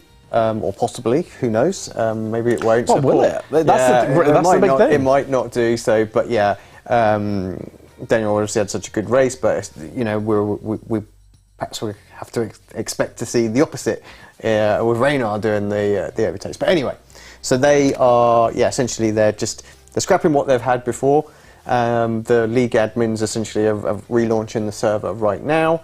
I've seen the grid order; it is set correctly. So let's touch a bit of wood and make sure iRacing doesn't mess us up and we get some weird, funky grid order. Well, yes, which they are back. Just to keep you up to date, that if we do get that, then there will be a slight adjustment where the drivers are going to readjust and then maybe launch out of turn 2. Fingers crossed. I was going to say, we're waiting for confirmation in the air exactly what the procedure is going to be, but the idea is that they'll shuffle themselves into the right order. And we'll report the bug to iRacing, and then we'll go. Well, we'll go racing before we report the bug, but as soon as possible. Yeah, maybe out of turn 2. Obviously, we can't have them change the order in the warm up because they'll get black flagged because they've overtaken under the pace car and all sorts of stuff. So fun and games, but it is. We're getting there. It's the magic of live TV, as they say now. A bit of a mention to obviously two of our two sponsors for this series. VRS, or Virtual Racing School, to give them by their full-on proper name. They have lots of data packs for road and oval racing, as well as their data analysis software, which it's brilliant, isn't it, Alex? Because it allows you to understand exactly, where you may be losing time against, the pros that come up with the setups that you can obviously buy with your use with your subscription. Yeah, exactly. You can use the data packs that they've got. You can grab the setups from the coaches.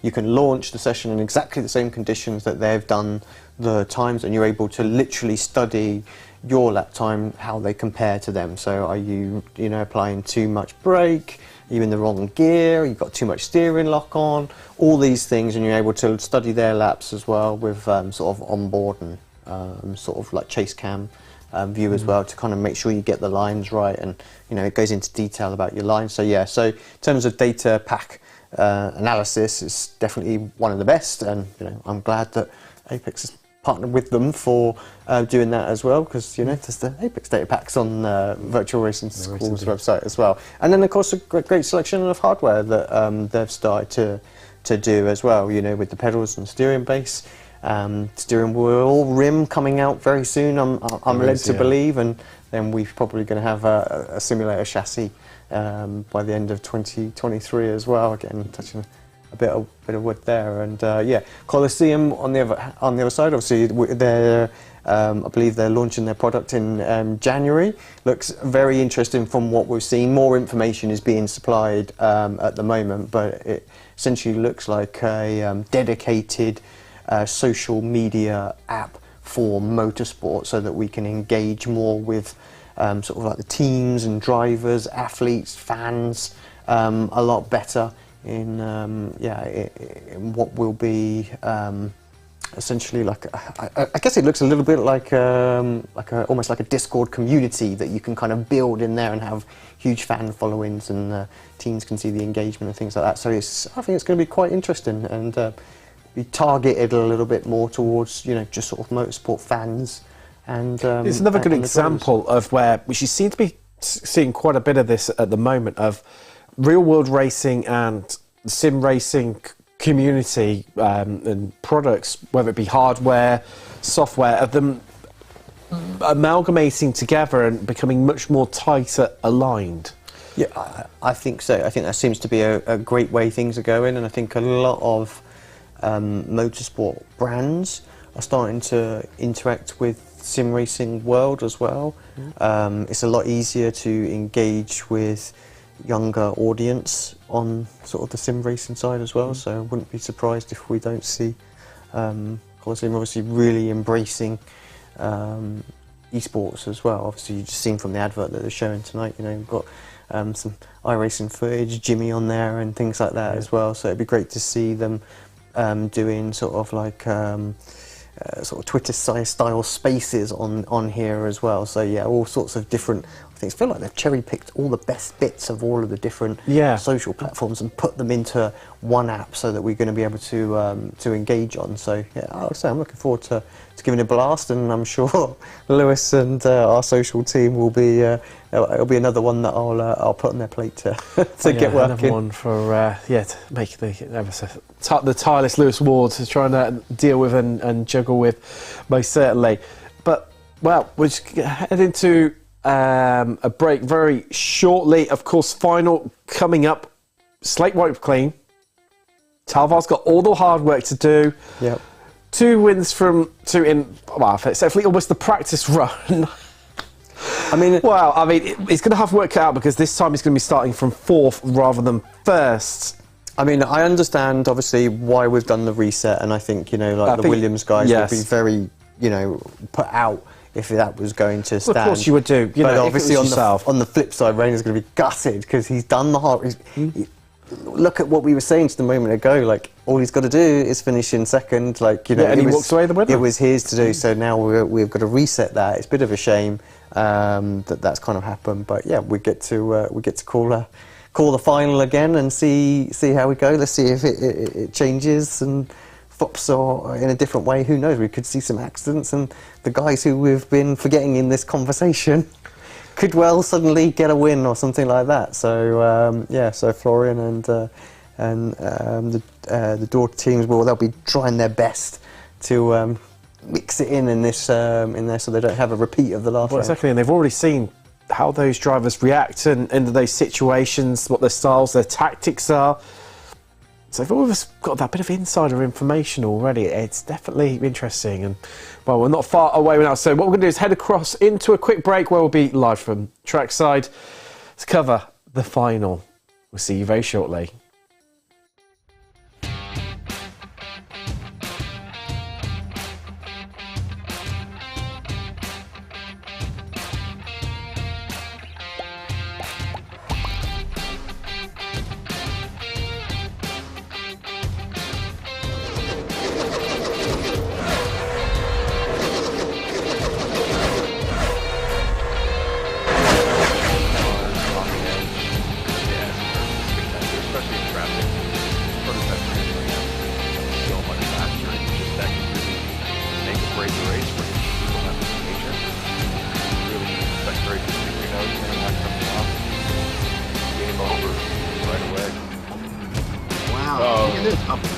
That's a little adventurous going on the outside. Yeah, you gotta get that position. Probably gonna lose another one. Yeah. That was a very brave move. Well, that move right up. Yeah, I mean, those guys were going out, and the blocking that was going up there from first place there. We're gonna get a replay of it. Yeah, darted right to the inside as we get a replay here, coming through turn 9, and he throws the block on him.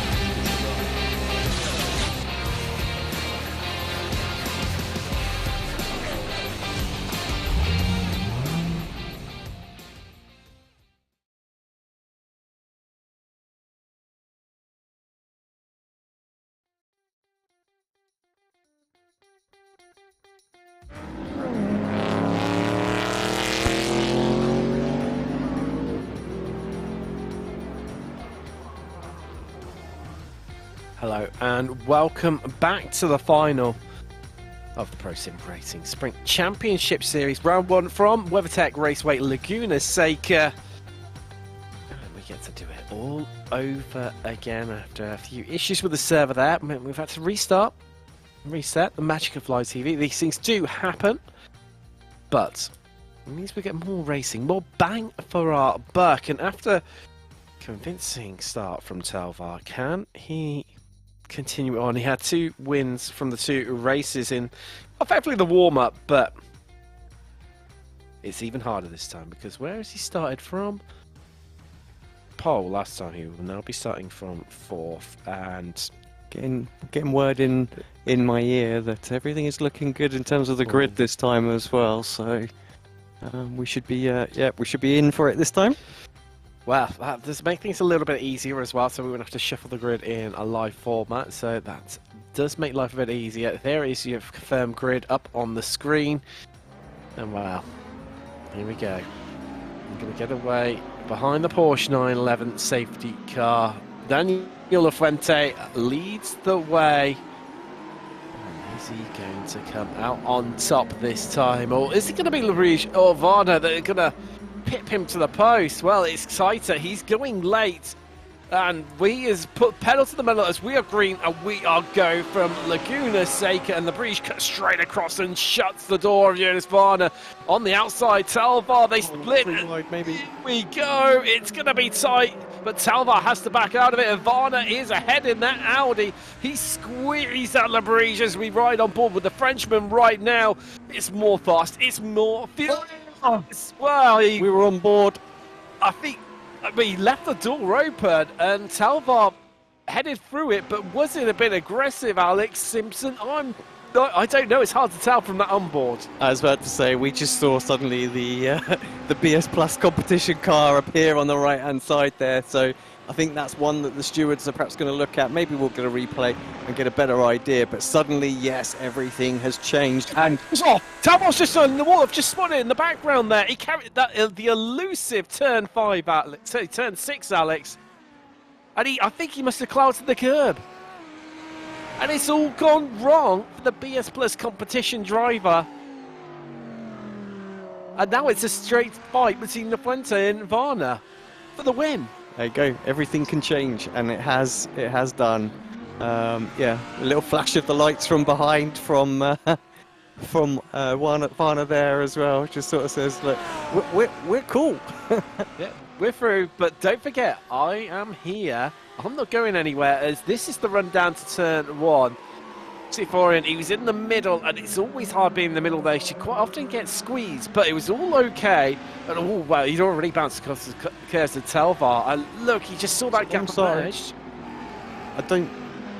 From that angle, It runs a bit wide on the exit, though. That's, I think, the telltale point there is maybe he wasn't going to be able to leave the room on the exit.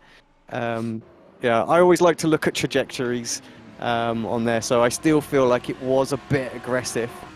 Let's stay on board with Rayner as well. Oh, the understeer. See what I mean? Yeah, you see, I feel like... Well, you've got to absolutely smack on. That's why we pay you the big bucks for the analytics, Alex. But yeah, let's see what he does here, whether or not he just sort of goes straight on or hits the curb on the inside. Oh, so he got a bit loose there, but I mean, cold tyres, one of those things, especially guessing the setups they have. Smack. Oh! And he nearly caught it as well. Gosh. Yeah. Oh, wow. And that changes everything in this competition right now for this final anyway. So it's completely flipped on its head, really. And I mean, both the drivers are in the pits. If you're Florian, do you not get out there? Well, yeah, just try and get your car started. I mean, and just get on your just go.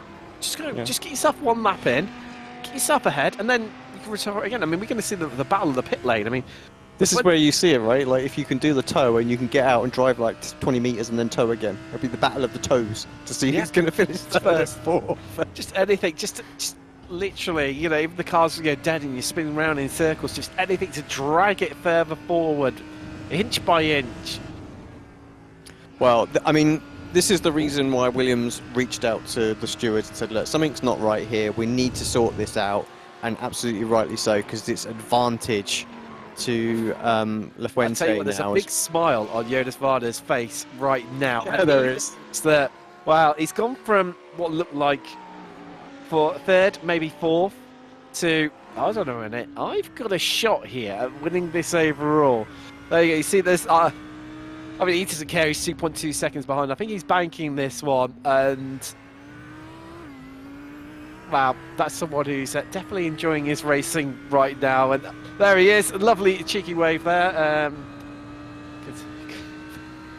I mean, wow.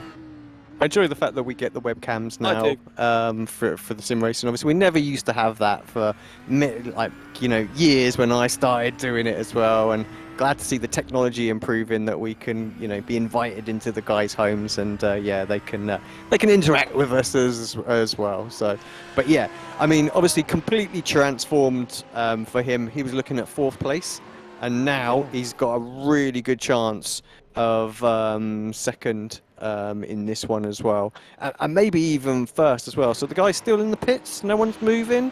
Maybe they're not going to try anything cheeky and get out. I mean, it's a minute or 2 for like repairs. You can only see one car in the pit lane. No, they're both in there. Were they both in there? Yeah, they were both in there. There you go. There they are. There they are. They are both there. The producers listening to us. Yeah. So, I mean, Florian hadn't really got any damage. Certainly, compared to Reynard's car, he's got practically no damage. I mean, you're talking about the difference between, what could be the difference between yourself walking away with nothing tonight or $100 to your name. Just for the sake of just coming back out the pits, just, like you say, just then, get her down, a part of the way down the pit lane, even if your car's not able to drive in the straight line, just tow it. I mean, you've got 5 minutes left. Extra little Christmas present for the, well, exactly. for the better half, or or your teammate, or whatever you might, want to spend it on yourself. More sim racing gear. Yeah, exactly.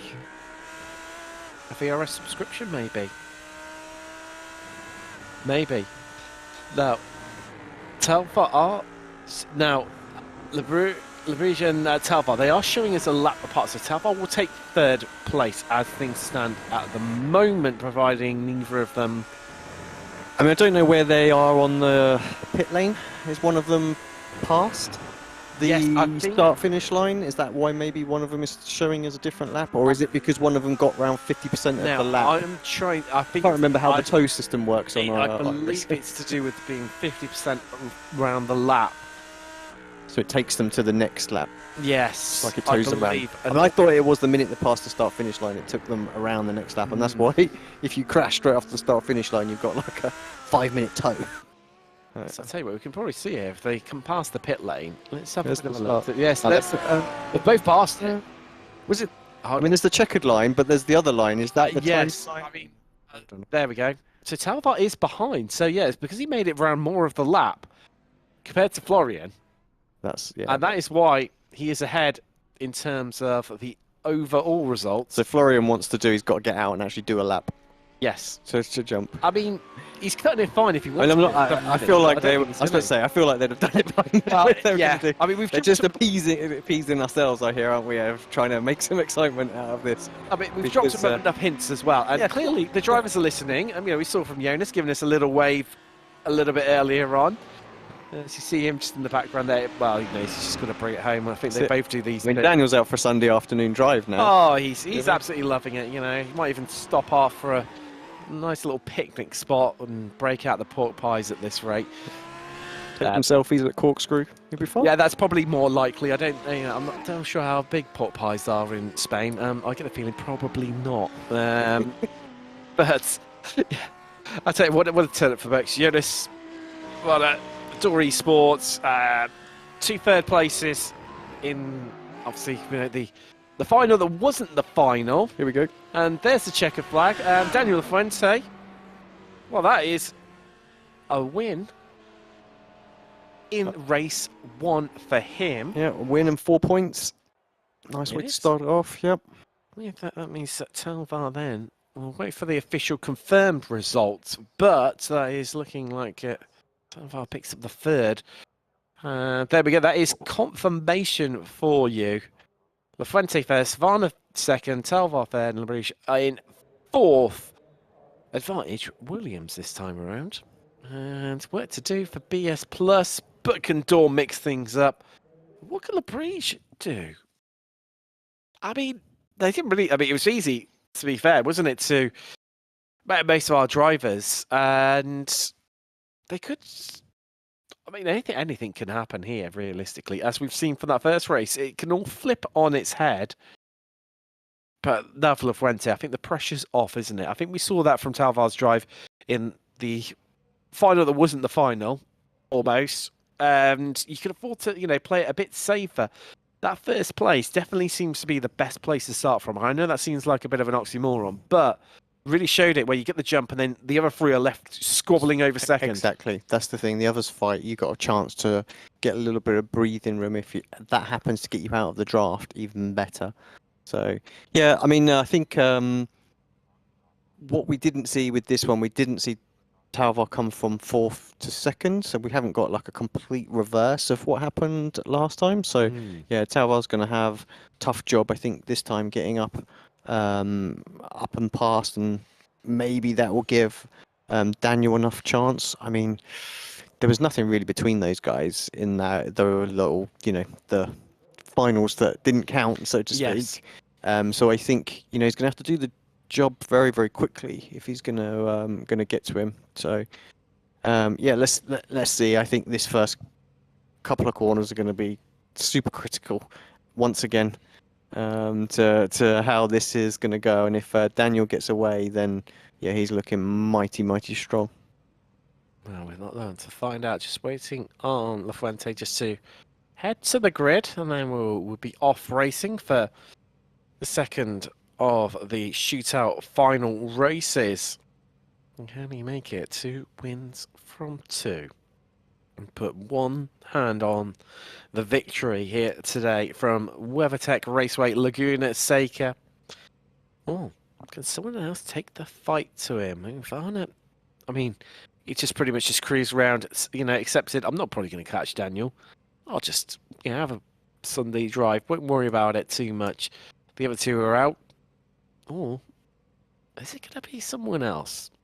Florian, Reina. I think we want a nice battle, right? We do. We want a 8 minutes of just wall-to-wall racing, bit of door banging, a couple of them losing their wing mirrors, but all good-spirited. Although I get the feeling it's not going to happen. There's going to be tears at turn 1. Yeah. GT3 sprint racing, like you expect to see them absolutely have at it. I think you expect to see like open wheelers get pinged off here, there, and everywhere, and it be kind of a bit of a dull final. But yeah, so like I say, maybe this comes down to what we were saying earlier. Like the guys just need to get their head around the build, and then they'll be a lot closer for the next round. But yeah, come on, let's have at it. We want to be screaming at the screens here with some great battles and great moves. We do, most certainly, and F3 drivers falling off the road. That's not a massive instance. That does not sound like F3 officials on iRacing whatsoever. It's always relatively clean. I don't know what you're talking about. But we have got the last driver on the grid. Daniel Lafuente has joined us. Everyone lined up behind the Porsche 911 safety car. We get ready to head off for race 2. Everybody's in the correct grid slots. We will be going racing. Will it be Williams? Will it be Dorr? Will it be BS Plus? Or will it be R8G taking the victory in race 2? Wow. Let's find out. So we just wait for... There we go. The Porsche 911 safety car to head off.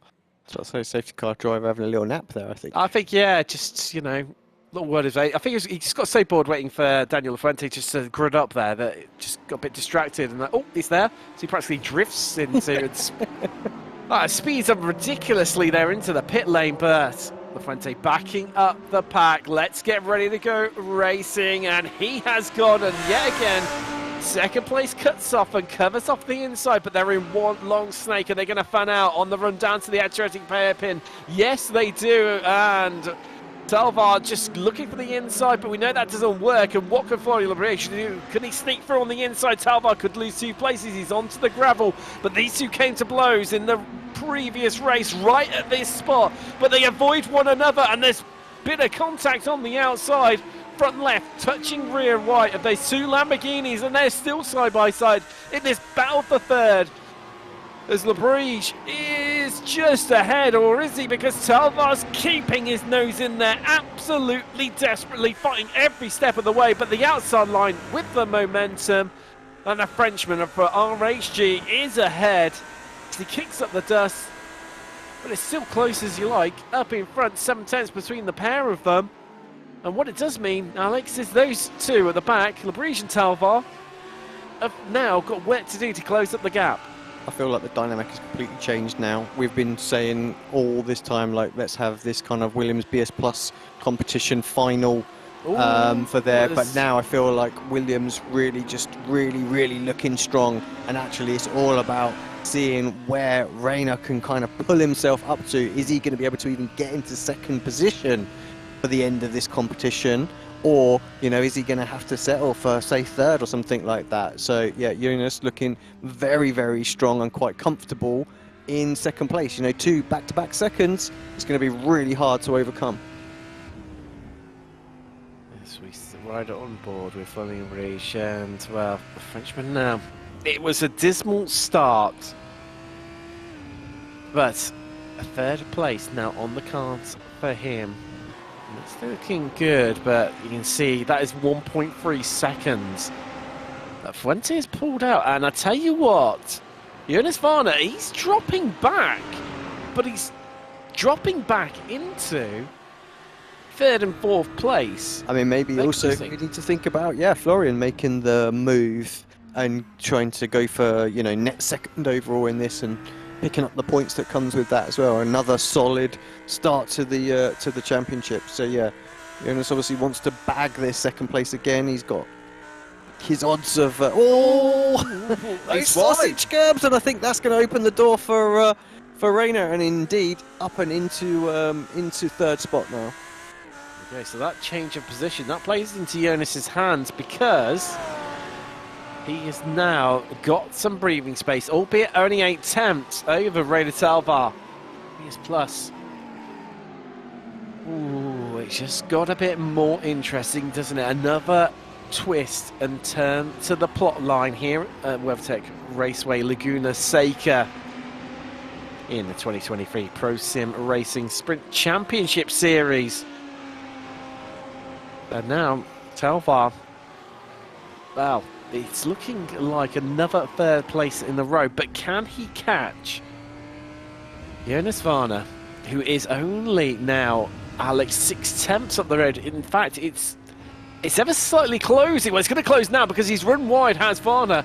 Out onto the gravel on the exit out of 6, up the Rahal straight we go, and then you go. Talvar, well, wasn't able to quite capitalise as much as I thought he would do. I thought he'd get it down to about 3 attempts. He hasn't. It's only about half a second.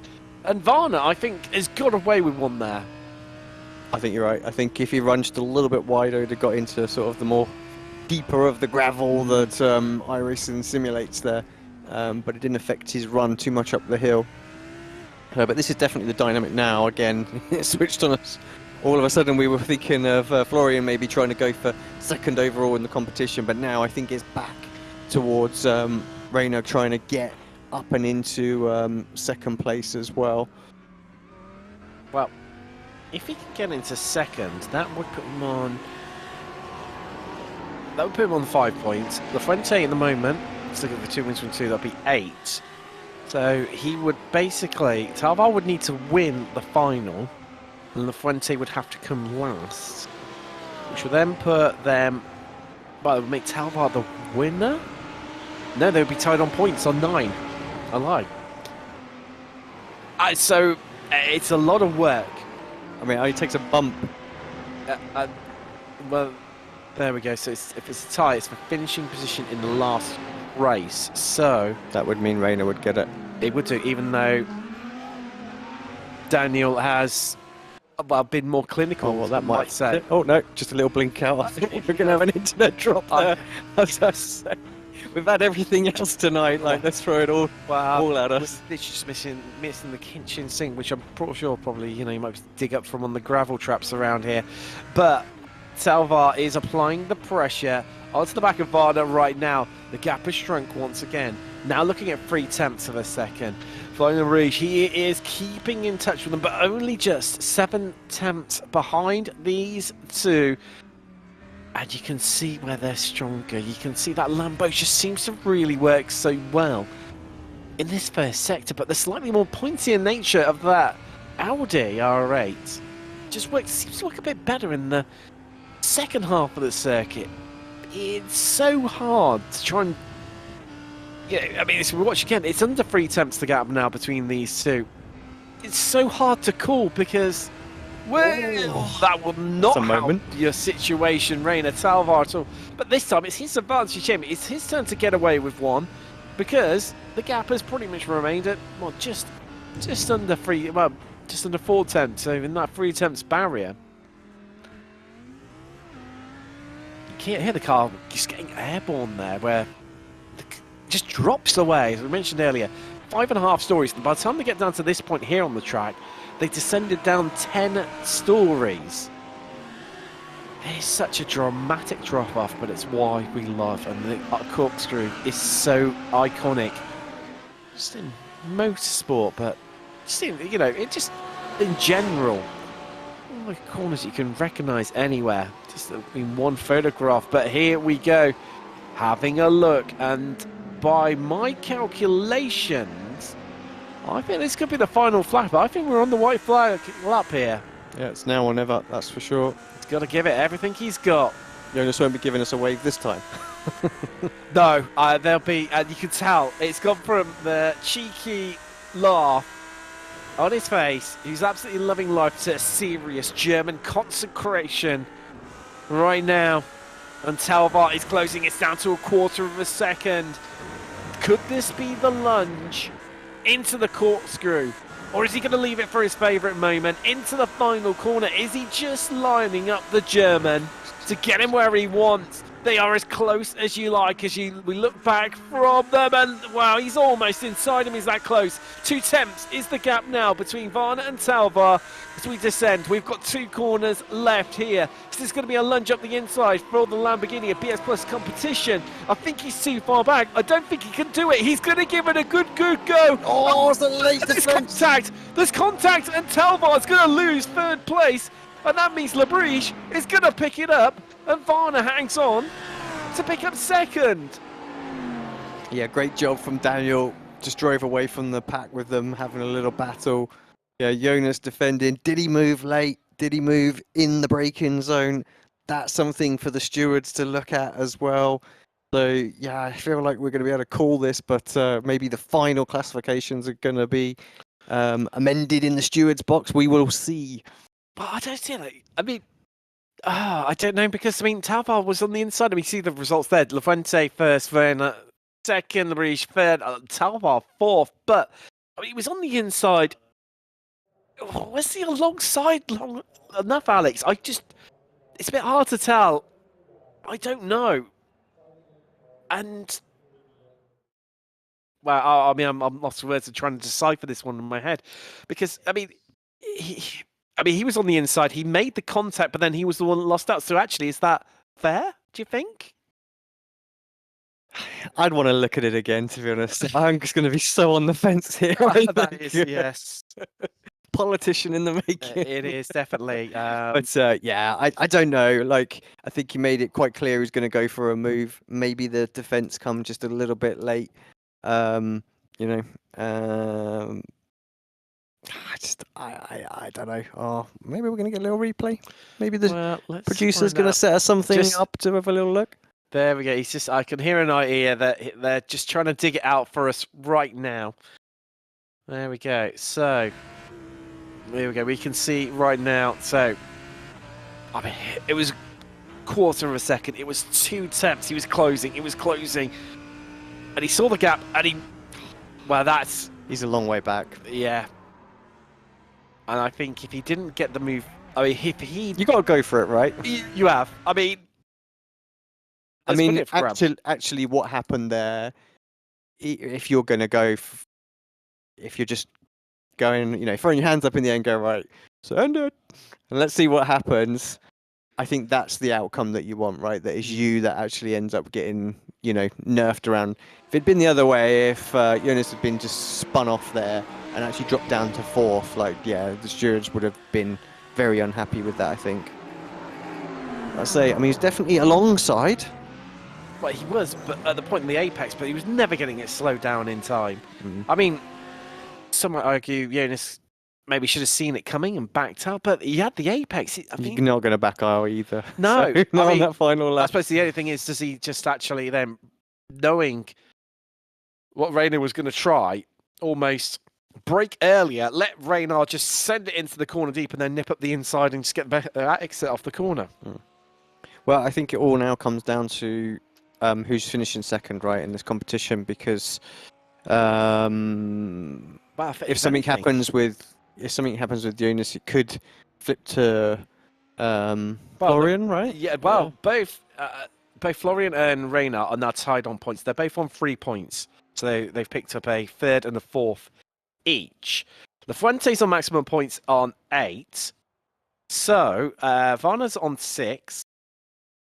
So that means that basically for either Talvar or Labrige to pick up second and $200 to their name, they would need to win, which would put them on 7, and Varna come last.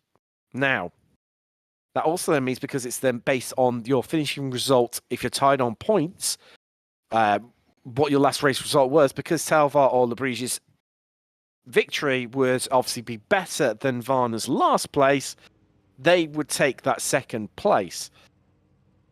Am I right in saying the only way Daniel doesn't win now is if he finishes last and Jonas wins? Correct. Okay. Correct. No, also, actually, no, apologies. He can finish fifth. The Fuente could finish set third, and Varna wins. That will put him on tied on points, and that means Varna then would win because he's just the final race exactly of the night. And this is the beauty of post-it notes and scribbling down bits in the commentary booth, as there's the final race, the final of the final. Let's get ready to go racing for the final time this evening. Lafuente does not hang around whatsoever. Varna cuts off the inside, shuts the door on everyone because he knows he's in trouble. Does Labrige or Talvar get past him? He could lose second place here, but up the inside. That's a cheeky move from the Frenchman. He sold Varna the complete and utter dummy, but he's going to be on the outside now through turns 3 and 4. There you go. There is an Audi across the front end of our Lamborghini, and Varna is ahead. He's back into second. Daniel Fuente said, thank you very much, guys. You lot battle. I'm heading off into the distance, and he's already pulled out nearly a second on him, Alex. Perfect start for him. Absolutely. Yeah, this is exactly what he wanted them, just to have that squabble into those first couple of sectors, and indeed they've done, and it's not over with yet. I think Florian and the RAG guys are going to have a little look maybe here. Yeah, a little sneaky. Oh! It's close, and they've somehow made it through, but here comes Talvar, sneaks through. He says, well, if you're going to run wide, I'll have that big gap that you've left there, and he is ahead, and now Varna is under pressure, but it's a different Lamborghini. It's the BS Plus competition Lamborghini rather than the RAG Esports Lambo. Onto the brakes, out of the final corner. Who's going to get the best exit? And well, you could feel the car almost like lighting up the rears there and like snaking around, squirming and squirreling away, trying to find the grip, Alex. Yeah, exactly. Just didn't seem to get off that corner quite as well as the Audi in front. So yeah, let's see. We're almost exactly how we were, just a moment ago. We've got a few more laps. Can Reina get ahead? What does he need in terms of the points, Tim? Where's your calculator? Oh, don't say. Can he? I don't think a second place will be enough if Jonas is in third, right? He needs Jonas in fourth. He does indeed, because he's even second be enough as he goes for the move up the inside. He's got it done. Committed. He's having to defend going into the kink. I think he's got it done. Well, I'll tell you, Jonas is making his life difficult, isn't he? And he's all over the back end. And then, oh, wow, this is going on. Daniel Fuentes, he's clearing off in the distance. He has checked out. That's a big old margin for only 2 minutes of racing, while these three go at it, hammer and tongs. Well, so as things stand at the moment, this puts Talvar on what would be 6 points. Varna is currently on 8 points, and Labrige, well, he's on 4, so he's down and out. So it's only if Varna drops a place to Labrige that he will lose out on second place. That'll only drop him down to 7th, 7 points. It would too. So actually, yeah, Talvar needs the win if he's going to move up and into. Oh yes, he would do. Yes. Yeah, so this is not enough. It's not. So as it stands right now, there's no change in the order at all. Well, it does distinguish that battle for third place, where obviously Talvar and Labrige were tied on points coming into this final race of the shootout. So as things are at the moment, Talvar walks away with $100. Cheeky move as well. Saw where the weakness was, obviously, of the Audi. Saw what Reina did and just kind of threw it on there. But again, what Jonas knows as it is right now, unless Reina's going to make it up to Daniel and get past Daniel, it is not going to affect his second place in this competition tonight. It's not. He just needs to bring this one home, and actually, to be fair, he doesn't even need to bring this one home, does he? Because even if he crashes out now, true, he still works away with second from race meeting 1. Essentially, this is more about Talbar and Labrige in that battle for third. Obviously, second, obviously in the third shootout, but the third overall position. And Talvar right now with that, 1.3 second advantage at half race distance. It's advantage him. We'll see. I mean, obviously, we didn't get to see this battle that we were hoping to see between Daniel and Talvar. So we'll get to obviously see what the lap time difference is now. Will Reina have enough to reel him in? Looking at that, no. Oh no, sorry. Yes, he would have done. That's it's the other way around. So new optimal sector for Talvar there in sector 2. So not much in it, but a little bit. How many laps would he have taken before him to catch up this 2.4 seconds? Well, certainly more than we can afford in the, a little bit more. Even the 8 minutes that we've got of the total race, let alone the 3 minutes that we've got left racing here. I mean, look at the rate that he's just pulled away from the guys behind, though. So these guys were definitely the standout of the field, I think, in terms of the pace. I mean, there were more Williams guys that were quick as well.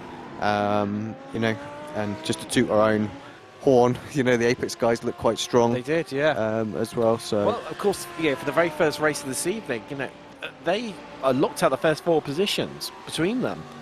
And possible move here back into third. It would have been. It would have been for Varna, but Labrige he saw that one coming. He's a wily old fox.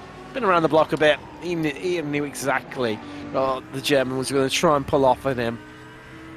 And now, well, Jonas is just out for a bit of fun, isn't it? Really, he cemented his second place, and what a way to kick off his championship.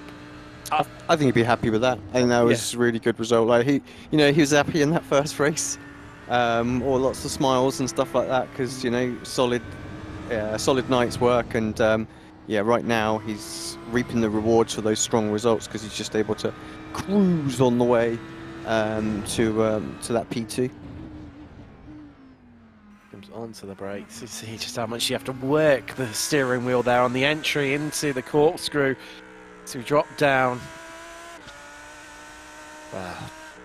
1 minute 30 left in the race, and as they come across the line, yes, this will be the white flag. Yeah. It will be indeed. It's getting close to the cut-off, but 1 lap left remaining. 1 lap of round 1. What a commanding performance it has been. 3 out of 3 for this chap. I mean, it is amazing. In obviously the rounds before as well. Today, 2 victories there as well. Very strong. I think that's and they've got to second. Guys are going to have to keep an eye on him as well. I think everyone is, aren't they? I mean, he's Reina as well. Look at him pull him back in now as well. So we're starting to see some strong guys here as well. I mean, Daniel knows himself. He's got such a margin. It's the final lap. No, just dawdle along. But I mean, Daniel's had now out of the 7 races this evening. I'd say that is how you want to start the competition off. And a second being your weakest result. Yeah, and he needs to whoever his team manager is that got in touch with the league admins and stuff like that. There, he needs to go and give them a big pat on the back as well, because they got that organised and got this race server restarted, rather than just accepting the fact that they would have finished second. So here he comes out of that final corner then to take 3 out of 3 in the final tonight. Yeah, congratulations, Daniel Fuente. Yeah, what a commanding display from the Williams Esports BenQ driver. Overall for the night. Oh, come on, Jonas, give us a wave. Yeah, he's thinking about it. Off come the gloves. He's done and dusted. He's thinking about it. It's a scratch of the head. There we go. But equally, he is $200 richer to his name. But more importantly, as here are your results. The Fuente, he picks up 3 wins from 3 in the final, with Talvar finishing second, but that's good enough for a third overall. So he is now $100 richer. Is the BS Plus competition as there are. There's never a camera angle when you need one. So. No, there's not. Never is. The obligatory donuts. As victory donuts always the way here. Obviously, Varna finished for Labriche, running out the standings in 4th. Well, out of 10, how many are you giving that burnout and donuts, Alex? Say that again, Tim, sorry. Out of 10, how many are you going to give that burnout and donuts? I mean, that looked pretty impressive. A nice little burnout as well at the end there. So, yeah. Just style it out. Yeah, let's, I'll give it a 9. A 9. We've been, I think, maybe a little generous there. Well, it's burnout effectively is like 2 lines. Effectively, you should give it an 11. Yeah. 11 says, but there we go on that bombshell. If they were perfectly straight, then it'd have been 10. But there we go. Those horrific burnout-based puns. We're going to head back to the studio. We'll see you on the other side after this quick break. We go through the final and a bit of a chat to some of our drivers.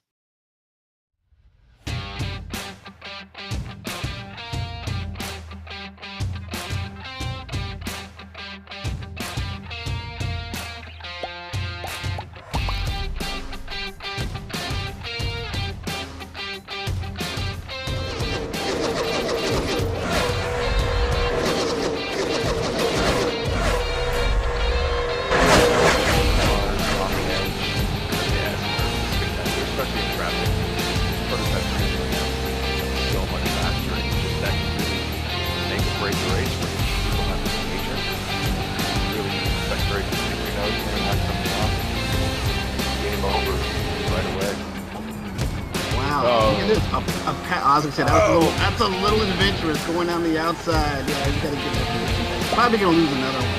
Yeah. That was a very brave move. Well, that move right up. Yeah, I mean, those guys were going at it, and the blocking that was going up there from first place there. We're gonna get a replay of it. Yeah, darting right to the inside as we get a replay here, coming through turn 9, and he throws the block on him.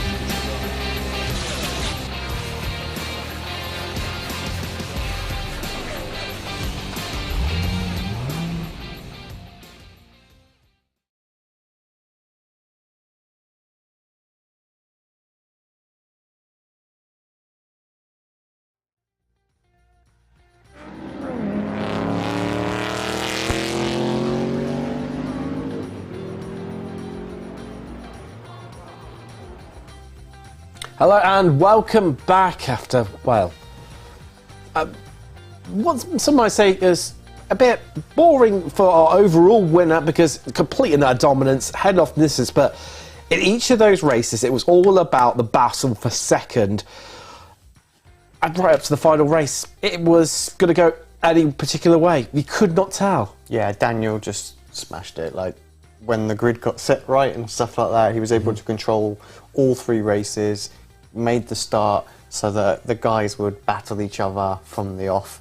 That allowed him to get a little bit of breathing room out of the draft, and then it was just all about what happened for second place really tonight as well. So yeah, and I think let's say we almost thought we could have completely switched that order at one point all the way up to the final race, but it seemed almost inevitable that Warner was going to get that as well. So yeah, great job from him with those nice consistent races in rounds 1 and 2 of the final for P2 there, and yeah, like I say, like cheeky little ways and things like that. He was loving it out there. Oh, he was absolutely loving it. But I'll tell you what, let's have a bit of a chat to our winner here today, Daniel Lafuente of Williams Esports BenQ.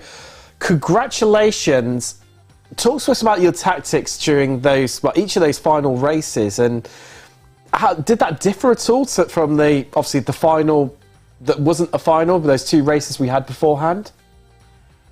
Well, first of all, thank you very much. Thank you very much, guys, for the live stream and for the interview. And yeah, for me it was pretty much a perfect event. I've won 5 out of 6 races, and it was just the same with Daniel, my teammate, who had a really great pace, and he could have been in the final easily, but well, in short races like this, it's sometimes it's tough. And yeah, and when I saw the reverse grid, I was super confused. At first I thought that, well, I might be wrong, I might not have read the rules properly, but then I just saw Arthur in the group chat saying that it was wrong, and then I started to be a bit panic, because in this track is really difficult to overtake, and I knew that without being on pole,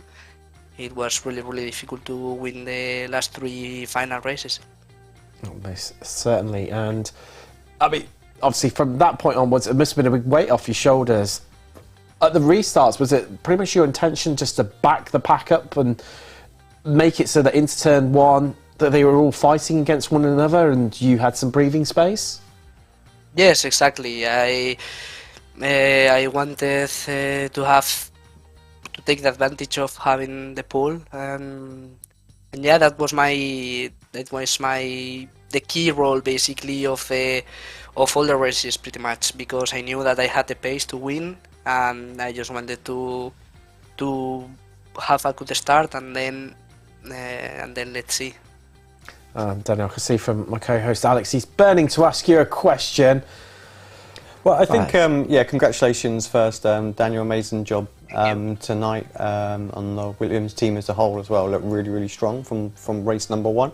Obviously, we were talking a lot through the race about the kind of the dynamic of obviously having to understand the cars in this format, obviously the new build with iRacing, picking the Lamborghini. Obviously, a lot of people have done that. Would you say this event was going to be the most tricky one, because now you guys are locked into your car, you're going to have a bit more time? I know you only have 24 hours to work out a setup and try and get the maximum speed out of it, but I imagine it must have been a bit more of a panic this first round than perhaps the next 2 are for next weekend.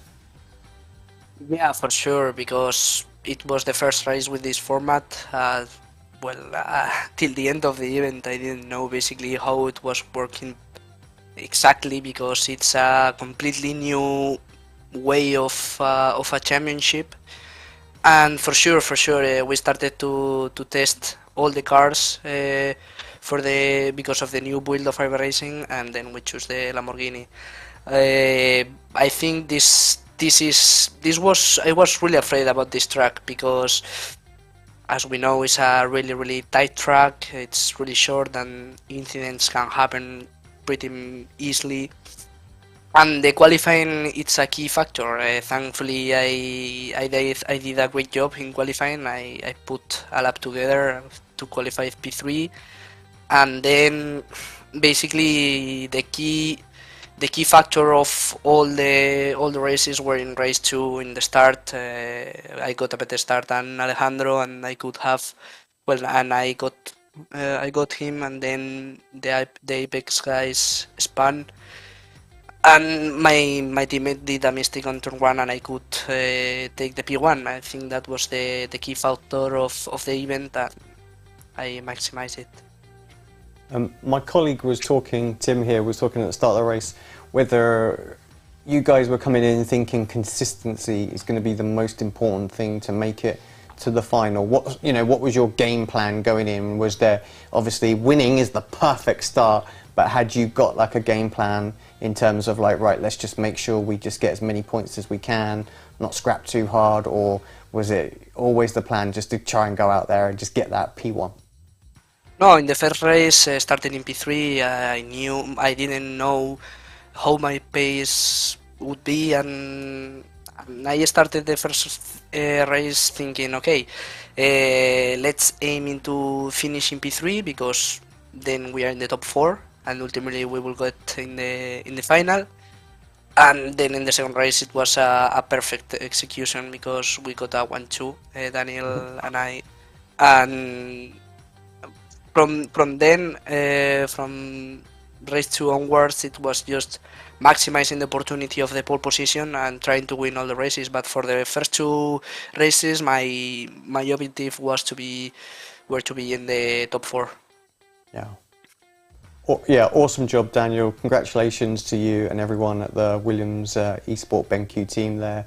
Yeah, phenomenal performance and yeah, deserved the victory tonight.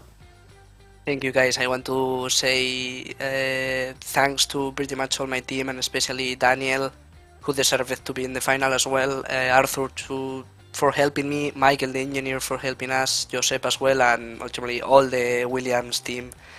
That this victory is from all of them as well. Yeah, thank you. Thank you, guys. Victor here today, and gentlemen, is now $300 richer to his name.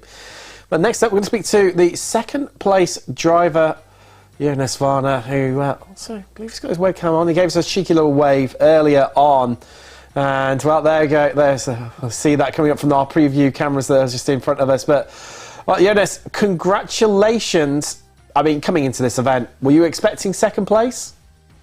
Good evening, first of all. Honestly, no. I feel like it isn't a completely new build.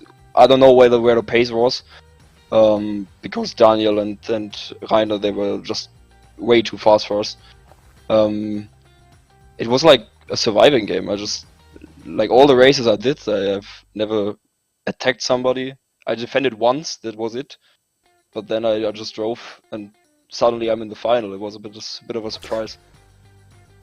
Just you say it so casually. Of you just drove and then all of a sudden you're in the final.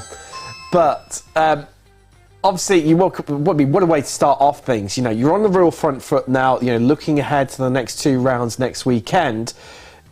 You're also, for picking up the second place tonight, $200 richer.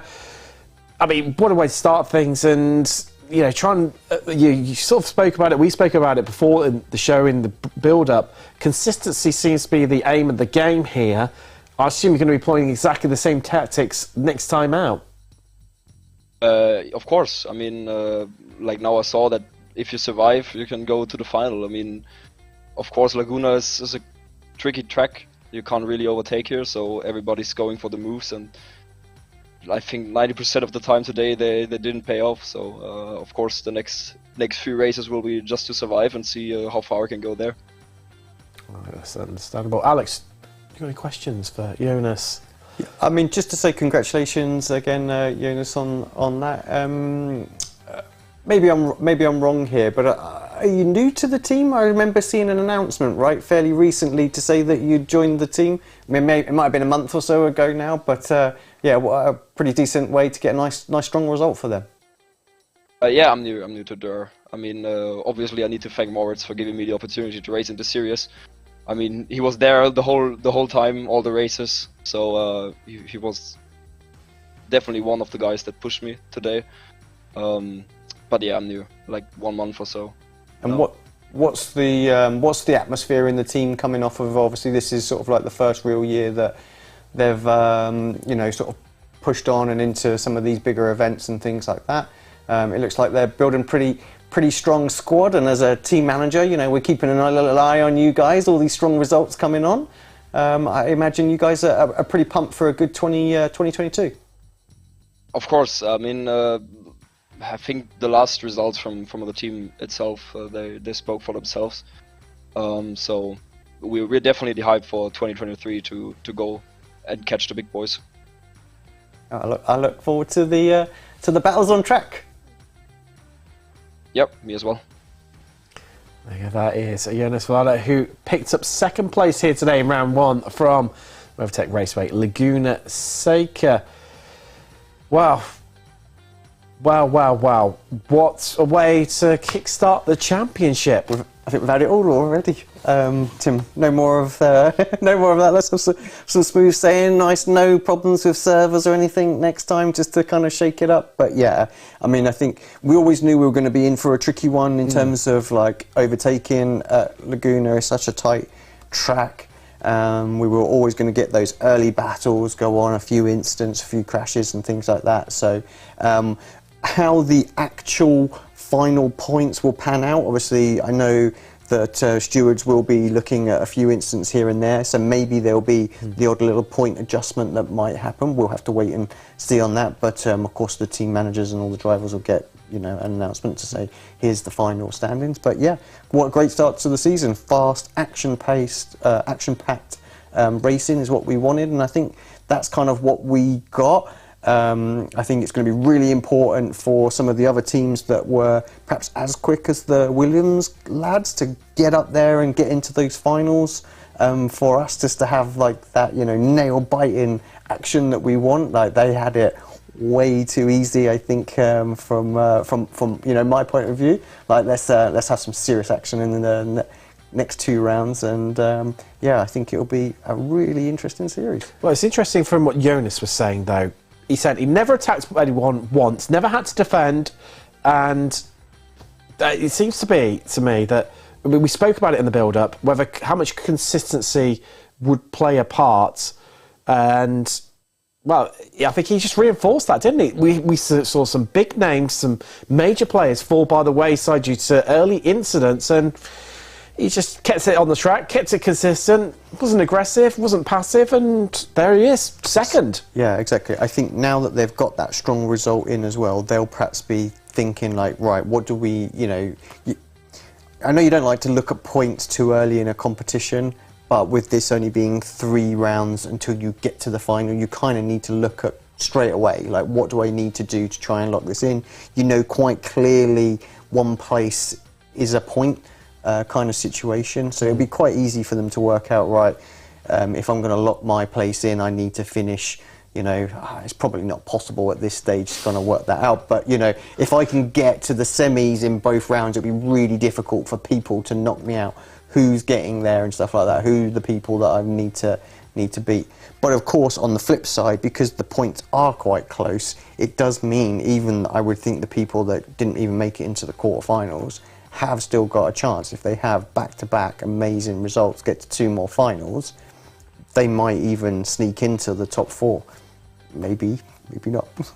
Wow. Luckily, we do not have long to find out because we are only 6 days away from the next round, where myself and Alex will be here live from the Apex Racing TV Esports studios to cover round 2 next Saturday. And we will see you then for the 2023 Pro Sim Racing Sprint Championship Series returns, presented by Coliseum and VRS. Good night.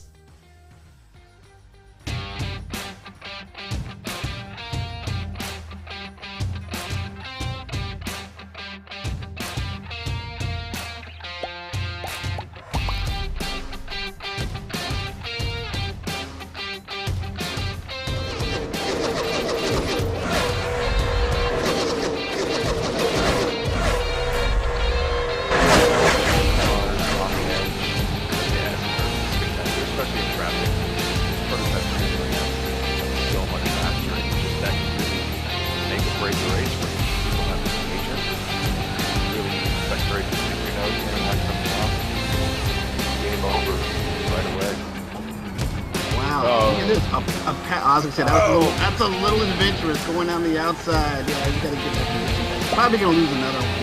Yeah. That was a very brave move. Well, that move right up. Yeah, I mean, those guys were going at it, and the blocking that was going on up there from first place there. We're gonna get a replay of it. Yeah, darted right to the inside as we get a replay here, coming through turn 9, and he throws the block on him.